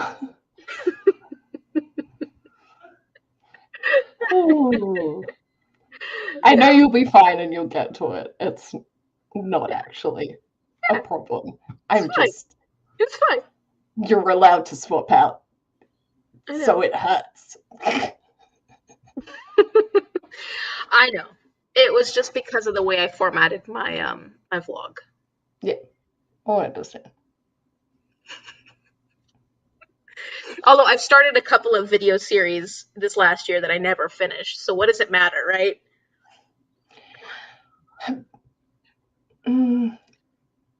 I think I can see your dedication to wanting to keep going with your Aurelium and how you've got it. So I know that once you've finished it, it will be awesome. Oh, it's just getting there. So sweet. You're just trying to save me from myself. No, I appreciate that. We need to just do Zoom calls where we force each other to read. Yeah. I mean, I, yeah, no, I mean, and I've gotten really bad at some things. I do really good with BookStara. I feel like that's the thing I can stay on top of. My buddy reads some of the, just not as good anymore. I used to be much better at buddy reads, and I feel like lately it's been a struggle. But life is also very different to when you started taking on buddy reads. And most of them weren't 1,000-page tomes.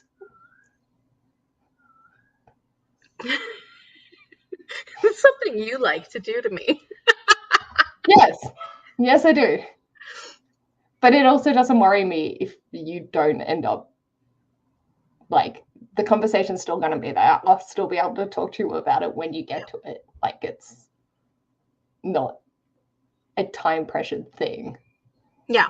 And that's been nice, especially, like, because I'm currently buddy reading with Kim from Expedition Through Pages, and she's not a fast reader, and she's been very busy lately. So, like, with people who I know who are kind of either not stressed about my finishing the book right away, or they're on the same level I'm at with their life being busy and stuff like that, like, I'm going to try and be a little more thoughtful about when I'm buddy reading with certain people, because, like, the Narnia stuff worked for me over the summer because I was off for the summer, like, and but that's, like, the easiest time for me to buddy read is during the summer because I'm not as pressured with everything else. Yeah. But while I'm in school, I realize that it's rough. It's rough for me to focus. And I also don't like to leave people hanging that much, so it doesn't feel good to me. So knowing who I can buddy read with and they won't be too stressed about it helps, because I know that how cute. It's so cute. It's got a little bow. It's adorable. It's very hot. You can just go as the mood takes. Yeah. Is that a cat? Nope, that's a bird. Oh. Yep. Your parents have a bird? Nope. You don't have a pet bird. I don't got a bird. Oh. It's a demonic little thing that sits outside our window at 6 a.m. making that same noise. Oh, that's hilarious. The temptation to murder it is strong. And it's loud. Like, the fact that you can hear that concerns me. Yeah, it sounded like a cat, actually, like a continuously. Like the gah sort of thing. Yeah, that's a bird. How funny. Oh, that's annoying. It's fine. It's all good. So good.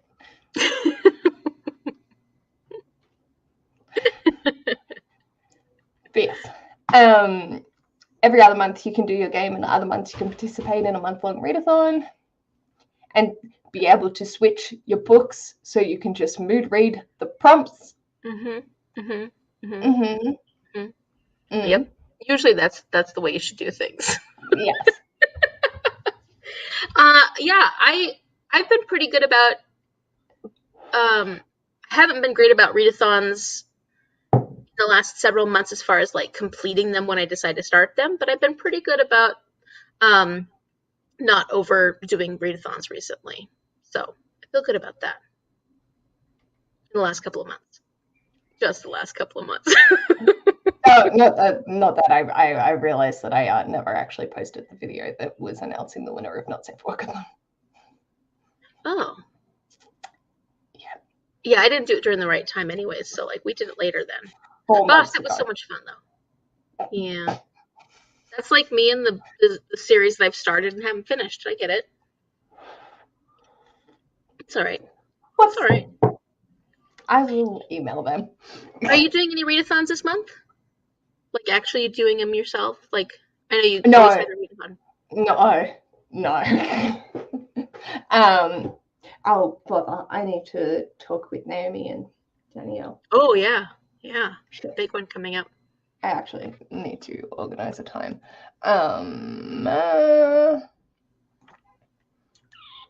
We're basically on our after show now.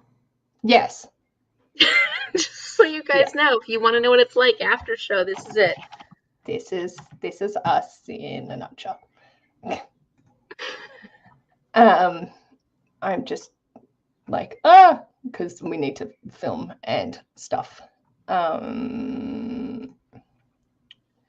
Wait, before I forget, since we are in sort of our after show mode, we're going to be having live sprints next Friday the 18th, well, Saturday the 19th for Paige and any of our Aussie friends. So 18th, 19th, 5 p.m. PST on my channel next Friday or next week. And then we will have the live show discussion for City of Heavenly Fire, which is this chunker, on December 9th at 5 p.m. or Saturday, December 10th, depending on time zones. So I will get those links out to you guys so you can set your calendars, and we will have our final for the year sprints and discussions coming up, which is pretty crazy. We made it. Oh my! We made it. We're almost there. And good luck, everybody, on reading this one. We can do this. Stacy, you can do this. I believe in you. That's the one that, that's perfect.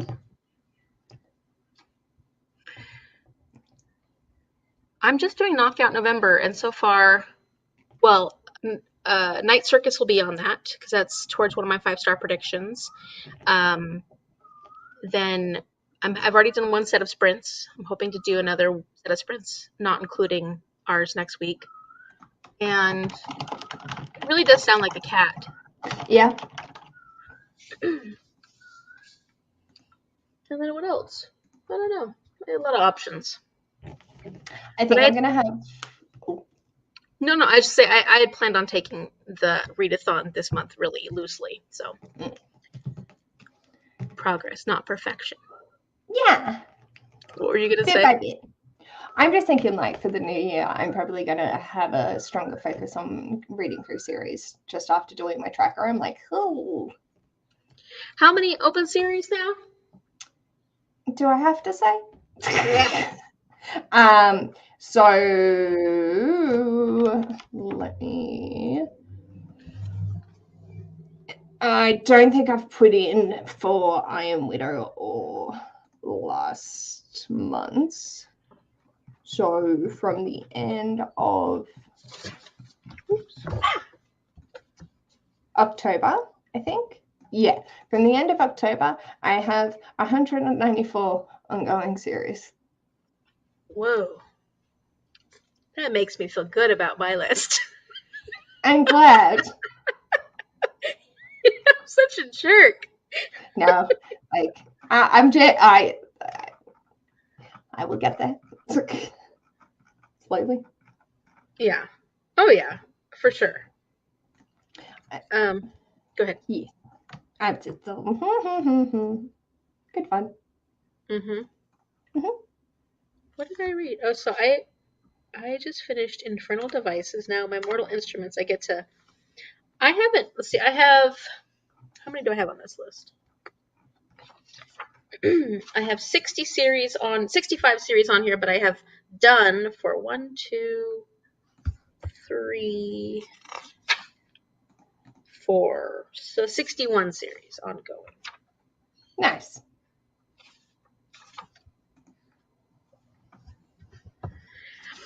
Yeah, that's a good goal for next year. I think that's a great goal. Yeah. And I'm just going to like work from my oldest and sort of try and hopefully mentally be able to be like, these are the books that I own. So these are the ones that I want to work through. Like, if I don't own them, then I'm not going to worry about it as much. Like, even if I can get them from the library. But if I own them, I want to be reading them. Yeah. I think I'm going to focus. I think I was already planning on focusing on owned books next year. Really focusing on owned books, getting through some of my really old ones on my shelves, or getting rid of them. And so next year I'm going to focus on getting through my own TBR, my physical TBR, because my physical TBR is pretty large. Nice. Yeah. I just keep buying stuff. Oh, I do too, and I don't expect that to stop. I just mean like, try to focus on reading what I have on my shelf, especially because I've been buying a lot of stuff recently that I'm so excited about, like Babel. Like I'm really excited about these books, but I don't make any space for them on my TBRs. And it's like, but these are the books you're most excited about right now, so why aren't you reading them? And then they won't be sitting on your shelves because you will have read them. Right. Yeah. Yeah. Yeah. So I need to do that. See, I'm like, I want to read the books that I've hauled in 2020 and earlier, 2020 and till now, because that's what I've tracked. But I also have a TBR that's like 450 books, and I want to read my outstanding series, which do not always correlate together. So it gets messy, and then I feel restricted, and then I just don't read anything. Yeah, that's easy to do. Be like, oh, forget all this. Yeah. So I'm like already starting to unhaul from my shelves, but a lot of it, like I'm getting rid of my Game of Thrones because we don't have matching series, and they're taking up room that I don't really give a shit about. But I'm like, I've read them, so they're not coming. Yeah, I've finished the series. Oh, so I didn't know that. It's not coming off my TBR, which sucks. But also, like, they need to go. Yeah. Did you like it when you read it? Not really. They were like 3.5, 4 stars. Okay. But I find that for political fantasies, I don't like the stabby. I like the talky. And there is a lot more stabby than talky in Game of Thrones. Okay. This is literally how I described it in my wrap-up. And realizing it in myself, the kind of fantasy that I liked. It's like, I don't like reading long-ass action scenes where people are just being horrible and torturing one another. I'd rather there actually be like the political conversations and them going around, and they're mixed in with like a little bit of elemental magic, which Game of Thrones doesn't really have. And like the magic system isn't solid in Game of Thrones. It exists, but it doesn't. And I find in epic fantasy, I want to have a magic system that I'm captivated and just involved with, rather than stab. Yeah. I mean, that makes sense, especially when it's epic fantasy, because a lot of those stories really do rely heavily on the magic, and that's what makes them interesting. And so if it is like Game of Thrones, like I've watched most of the series. I haven't watched the whole series, but I've watched most of the series, and like, the magic is kind of still not, like, is this a fantasy series, or is it, I know it is because an historical setting. Like yeah. But it does feel more like it could be probably like, I haven't read it yet, but Pillars of the Earth, where that's not fantasy at all, but it has that feel of fantasy because of the, the civilization sort of stuff, like the historical setting. And like in Game of Thrones, at least based on the TV show, you've got the Red Witch who is still a zealot, and so there's magic, but it's not. Is it right? Yeah. But my favorite character in Game of Thrones, this TV show, is Tyrion. So was he a good part of the talky part of that series? Yes. Okay. Yeah. Because he's my favorite character for sure. Yeah. By far. I definitely think that he was one of the whenever I was in his perspective, I was enjoying it so much. Okay. And because he is not stabby, he does do the manipulations behind the scenes, and he is very witty and very smart with his words, which made it that much more enjoyable, because I don't really want to hear about someone losing their gizzards and having to hold them to be able to ride a horse. Like, that just doesn't do anything for me. But if you're talking about how you're going to plan to murder someone in their sleep, like, that sounds fascinating. Yeah.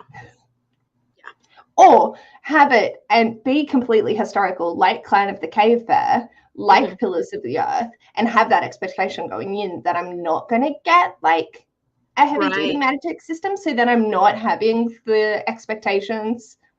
But then there are dragons, so it is immediately fantasy. So it's like, how do you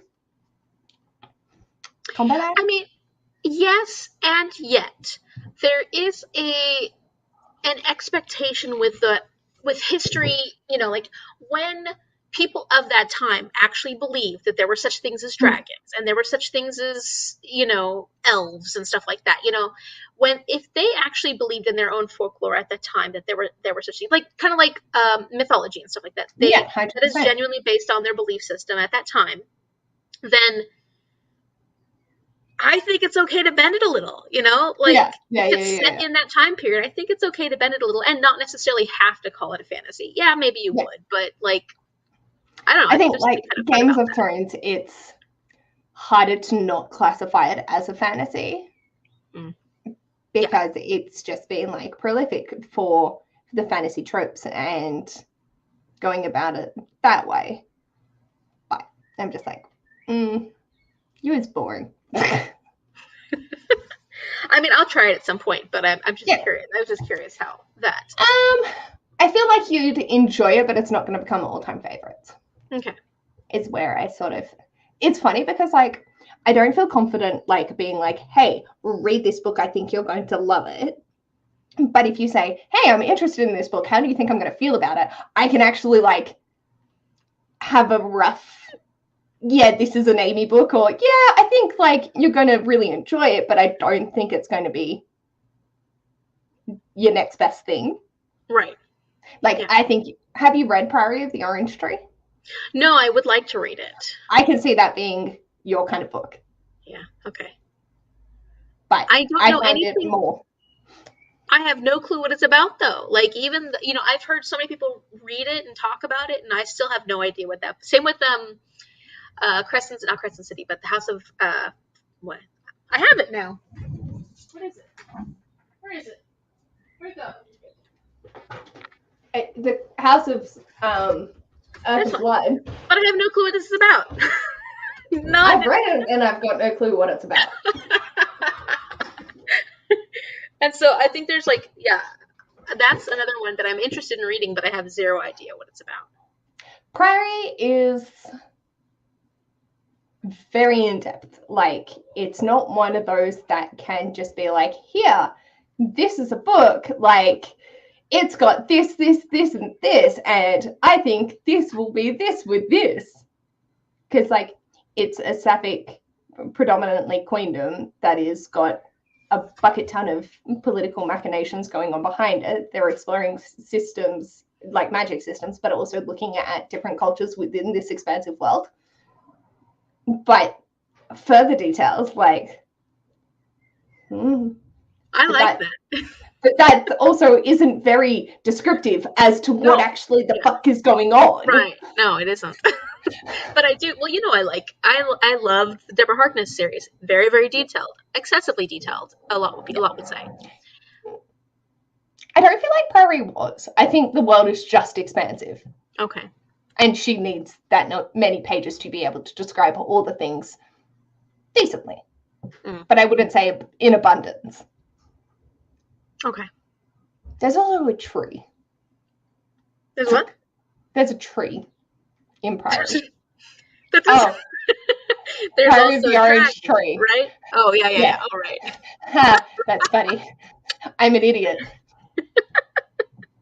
No, you're not. I mean, that's what it is, right? Isn't it? Priory is like where abbot, like, isn't that where nuns go, or no? I believe so, yeah. I want to read Red Sister. I don't. Why? I don't like Mark Lawrence. Oh, is he an icky guy? Yeah. Why? But if it's still interesting, like, why not? I also feel like it gets compared a lot to Nevernight, and I just no. Right. Good. It doesn't really. Okay. But if people are interested, like, read it, and hopefully you'll love it. I just like the idea of it, but I'm bummed. I like the premise. I'm bummed that the author sucks. Yeah. Don't they all? It seems like it. It sure does seem like it. Yeah. There was just a lot that went down, like, when his newest series was coming out, like Girl of Stars, Summer. And so I was just like, yeah, can't be bothered. Okay. I reckon you'll like the Red Sister series, but I wouldn't think you would enjoy the Prince of Thorns series. which is by him as well. Is that his newest series? That's his first, I think. Oh, okay. It's just Red Sister at least has female characters that are written decently. The Prince of Thorn Theories is just very misogynistic and not great. But he was also learning his writing style at the same time, so you go with what you know. These authors, I swear. I don't know. So disappointing. Bastards. Yeah. Well, there's a lot of other ones I really want to get into anyways, so no rush. Yeah. But like, you know, if the opportunity arises, take it. Yeah. Because if you get a prompt that's like, read about him, setting in a name, you're like, okay, well, like, this is the one I'm going for. Like, literally cannot think of another book that covers that. I don't know that I would make a prompt that specific, though. That's pretty rough. Depends on how badly you feel like reading it. I mean, I can think of a lot of other fantasy series that I'm really dying to read that, like, I could get to first, that I don't have to worry. I mean, there's so many books out there. There's just so many books. I mean, you've seen my TBR, so, like. I've seen my TBR. It's concerning. Yeah, it's concerning. So there's always so many options. I would like to FaceTime with a bunch of honest people and go through my shelves and just cull. This one, get out. This one, you don't need to read that. You don't need to read that one. Yeah. Like, I'd have you and I'd have Kara, because Kara is ruthless. I'd probably have Barb. I don't know that I'm ruthless, though. No, but you have an interesting take on things. Okay. Yeah. So, like, I know that if you've heard of it, you'll be able to tell me what I need to hear if I'm going to be interested or not. Although, I am going to unhaul my Anthony dollars. Who? The what? All the Light We Cannot See. I've got About Grace and The Shadow Collector. Yeah. And I'm going to get rid of them. I've just realized I don't like historical fiction. It's not my genre. And, you know, and that's fair. Like, that's a good thing to come to realization. Like, you know, if you know that that's what you don't like, then there's no point for you to be forcing yourself to read something like this. Yeah. Like, this is a hefty book, and it's a very detailed book. And I enjoyed it, but I feel passionate about other things. Yeah. And if I'm stressing about the size of my TBR, why not shape it to how I actually want it to reflect? Yeah. I've thought about that at times when I'm reading so many 4-star books, and I've had a fairly decent amount of 5 stars. And I'm not reading too many 3-star or below. What does that mean? Does that mean I'm just way too lenient on my reviews, or does that mean I just am picking books that I really like? And I think that, you know, I have a pretty good idea of what I want to read and what I'm going to enjoy. Sometimes it doesn't work out that way, but I want my shelves to shock me. Like, I've had... What do you mean by that? I've had 37 5-star books. Predominantly, those would have been short little novella things. 35 4.5 and 67 4 stars, which is like good. I am enjoying predominantly most of the things I'm picking up. I am actively picking up shit that I want to. Yeah, that means that you know your taste. But like, I want the feeling of when I read Female of the Species and Girl Made of Stars and the Hell's Library series. Like, I haven't felt that sort of level of connection to a book this year, I don't think. Like, I've read books that I've loved and I adore, like Tea Dragon Festival, Asking for It, but Body of Stars. Like, they're 5-star books. Yeah. But no books become my personality this year. Oh, I don't think I've read any books that have become my Oh, no, Deborah Harkness. Like, that is my personality. Let's be honest here. But that's good. Like, that's the books you want to be reading and finding. But I'm just like, I don't know what that is for me anymore. Yeah. That's kind of a bummer. So But it's not historical fiction, I know that much. So let's just stop looking over there because that's not where you're gonna find we're it. just we're not gonna keep attempting that. I don't know. I know what And you mean because I've definitely given 5 stars to some really fun, like, well, I mean, I loved Heartstopper series, and some other books like that, but I don't know I would call those my personality kind of books. I may have given them 5 stars, but I lied. I'm glad my mom died became my personality.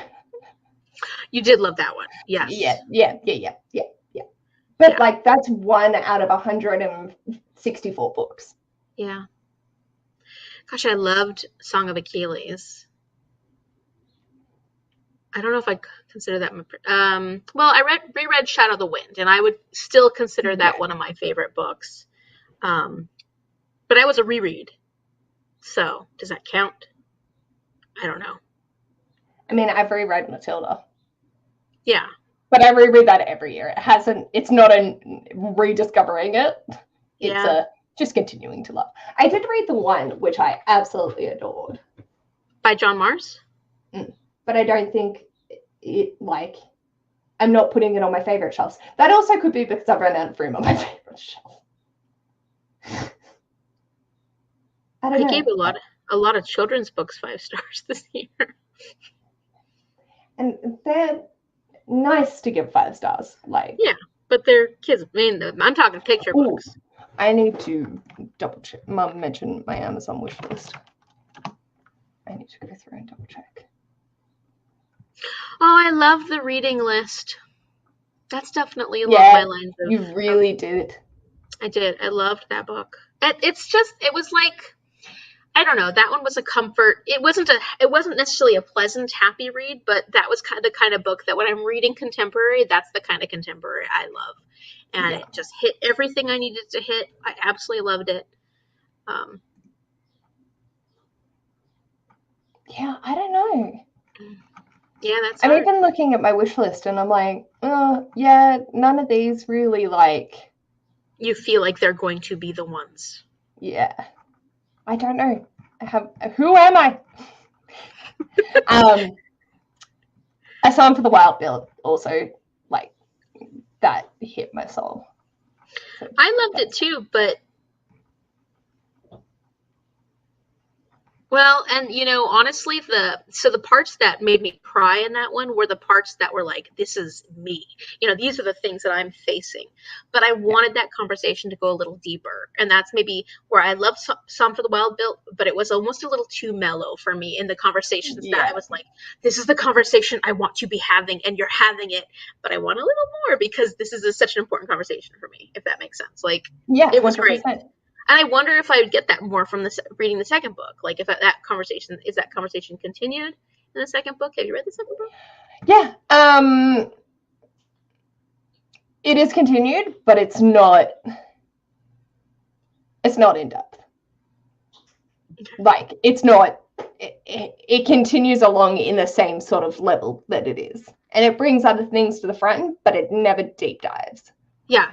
And I do love how cozy it is. Like, I love the cozy element to it. And I think that is, but then maybe I just want a book that focuses on the conversation Song for the Wild Bill is having and make it a more serious book then. I want that conversation. I don't find it in books very often. No.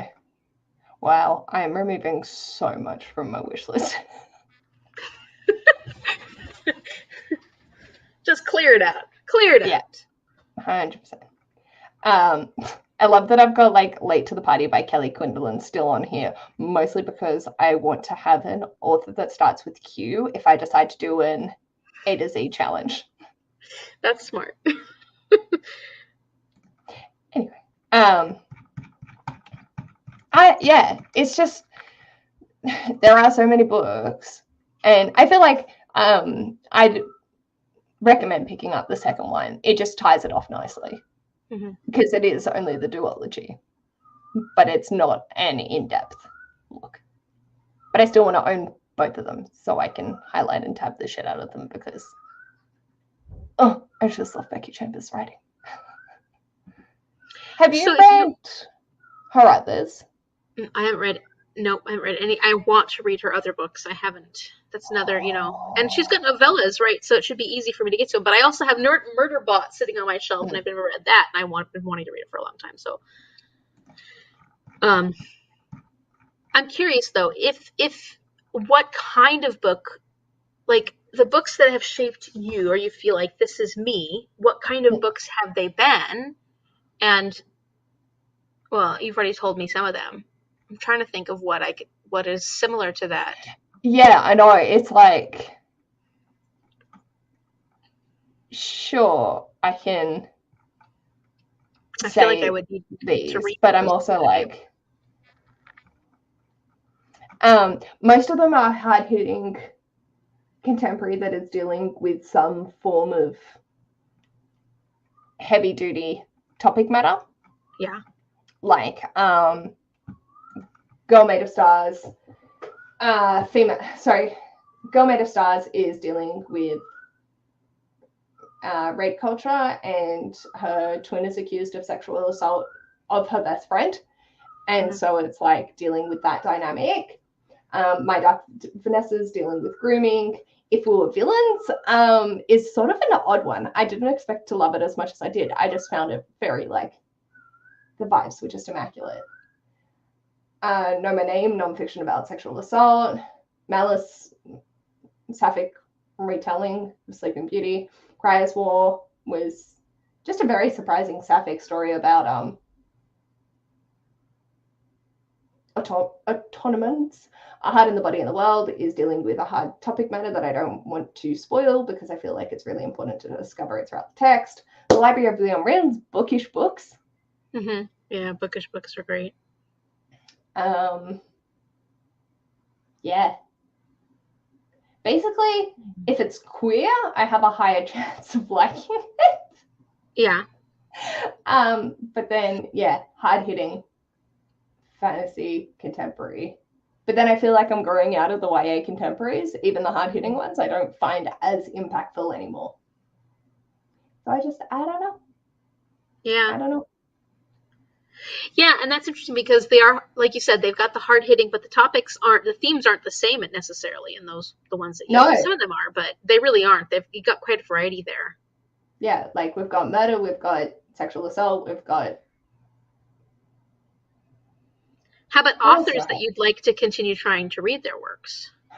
I've mostly worked my way through Ashley Herring Blake's entire backlist. I've got... I know you love, a few more of hers. Yeah. I've got Darling by Kay Ancrum, which I think I'm going to really enjoy. Have you read anything by Kay Ancrum? Yes. I've read The Weight of Stars and The Wicked King. Oh, how'd you like those? Both excellent. Yeah, okay. Yeah, I don't know. I feel like it could also be the way that I read now, though, because I fly through them. I'm not actually sitting with them. Mm-hmm. And, because the books that I've given 5 stars this year is Asking for It by Louise O'Neill, which is about dealing with rape culture and all of that. Body of Stars is dealing with female empowerment and their autonomy. The Grace Year, again, female empowerment. So, yeah. I'm looking at them while you're telling me. I don't know. I think I've just got an eclectic mess, and my brain's just an eclectic mess as well. Yeah, and sometimes I think that there's definitely books that I might have enjoyed more if I wasn't feeling rushed for whatever reason, Or if I feel like you might have enjoyed this one, like Lost Souls, a fraction more if you weren't rushing through it. Probably, because I've been having so much fun with this series, and it just felt like more of a chore this month than it has in the previous months. And reading it at the time that you're not wanting to read as well. Right. Knowing that I have to read it. Yeah. Yeah. I mean, maybe. I still think it started out slowly, though. Oh, yeah, for sure. Yeah. First half. Anywho. Sorry, I just went down an existential crisis of not knowing my reading taste. That's what 2023 is going to be all about. Rediscovery. Or it could just be finishing series that I've already started and hoping that I enjoy them along the way. Yeah. Well, and I think that's important to see, like, are you really enjoying these series or not? The series that you're working through. Yeah. And if you're not, should you be forcing yourself to finish them? I'm excited because the Hannibal series is on those, the last 2 Hannibal books. And I'm really tempted to read that series. When you were talking about it, I was like, I think I would enjoy that. I really loved Silence of the Lambs, the movie. So I'm like, that's a horror type book that I would be, like, yeah. Yeah. I'd be curious to see your reaction with Off Season. Oh, by Ketchum? I don't think you'd hate it. I mean, I really liked that Stephen Graham Jones book that everybody hates. The mannequin one? Yeah, not everybody hates it, but it got really low ratings, and people were not crazy about it. And I really enjoyed it. It wasn't 5 stars, but it was close. I just ate it up. But I also get his sense of humor, and it's a very quirky sense of humor that it's dark. Yeah. It's dark. And weird. But I like it. So, I mean, maybe, but I don't know. Just because of Gavin and because of you, I'm like, I don't know. Maybe. But Gavin was like 5 stars. This was the most fucked up shit I've ever read. I loved it. And I was like, that's true. Did we read the same book? So you didn't end up, what did you end up giving it? 3.5. Okay. Well, that's pretty generous. Yeah, I found it fun. I wasn't scared. But there was one scene where they were describing the sounds of like the cannibals doing cannibalistic things. And the sound of it, they were describing as I took a sip of my tea.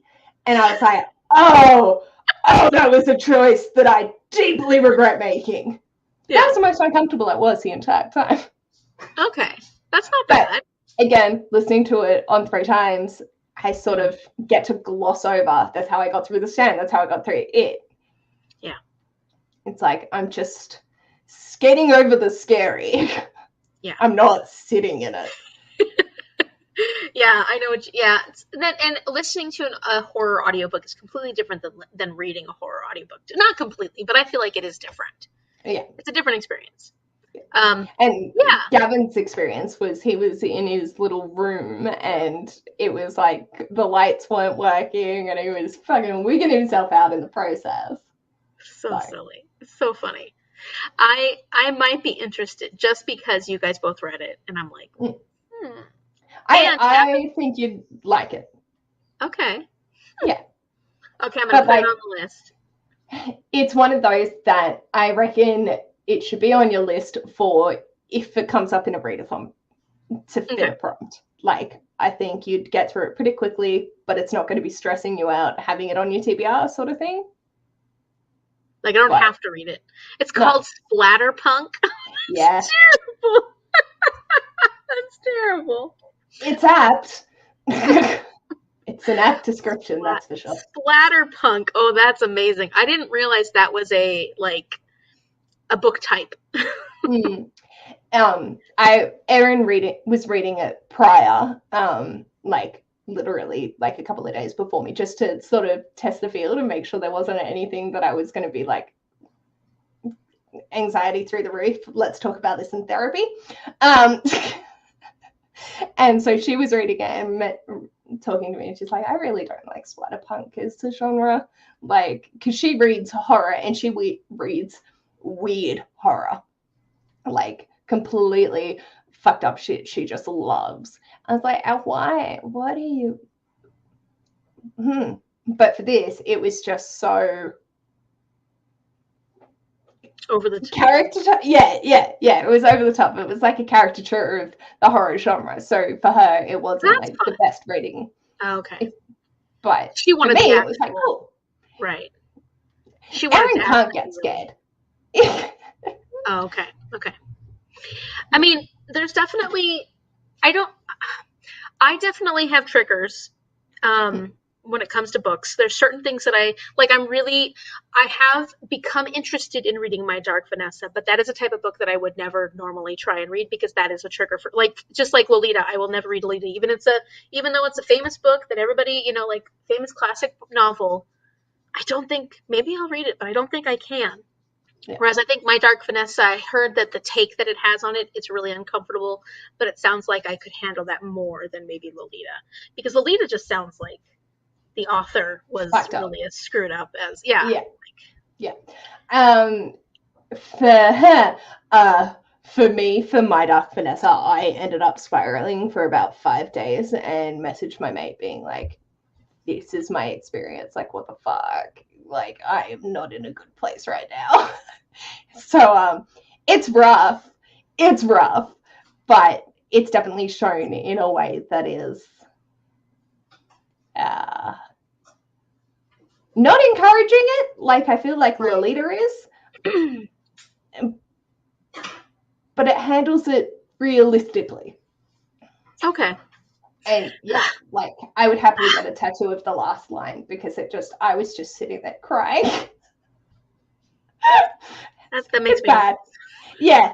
This is why I was telling you, I'm like, if this is a trigger, like this is someone who has gone through this, like it's a lot, even though it feels more manageable, it's still, oh, fuck me.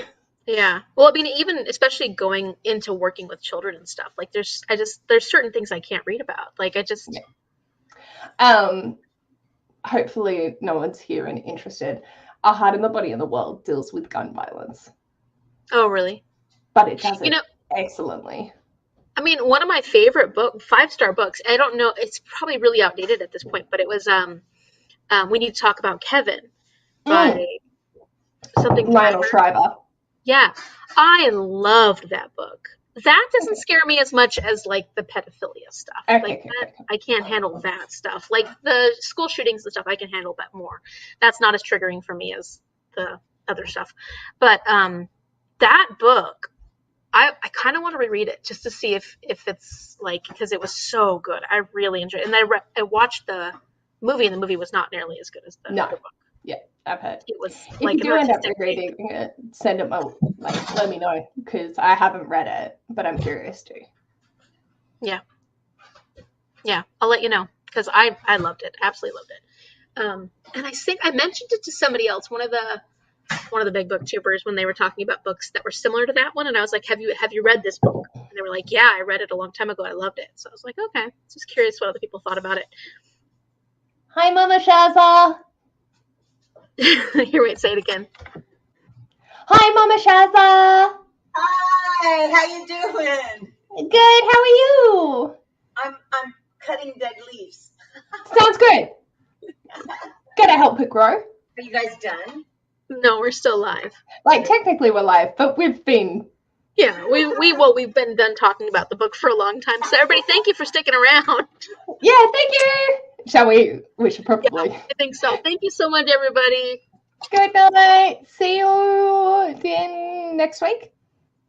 Yes, next week for live sprints. Whoop, whoop, whoop.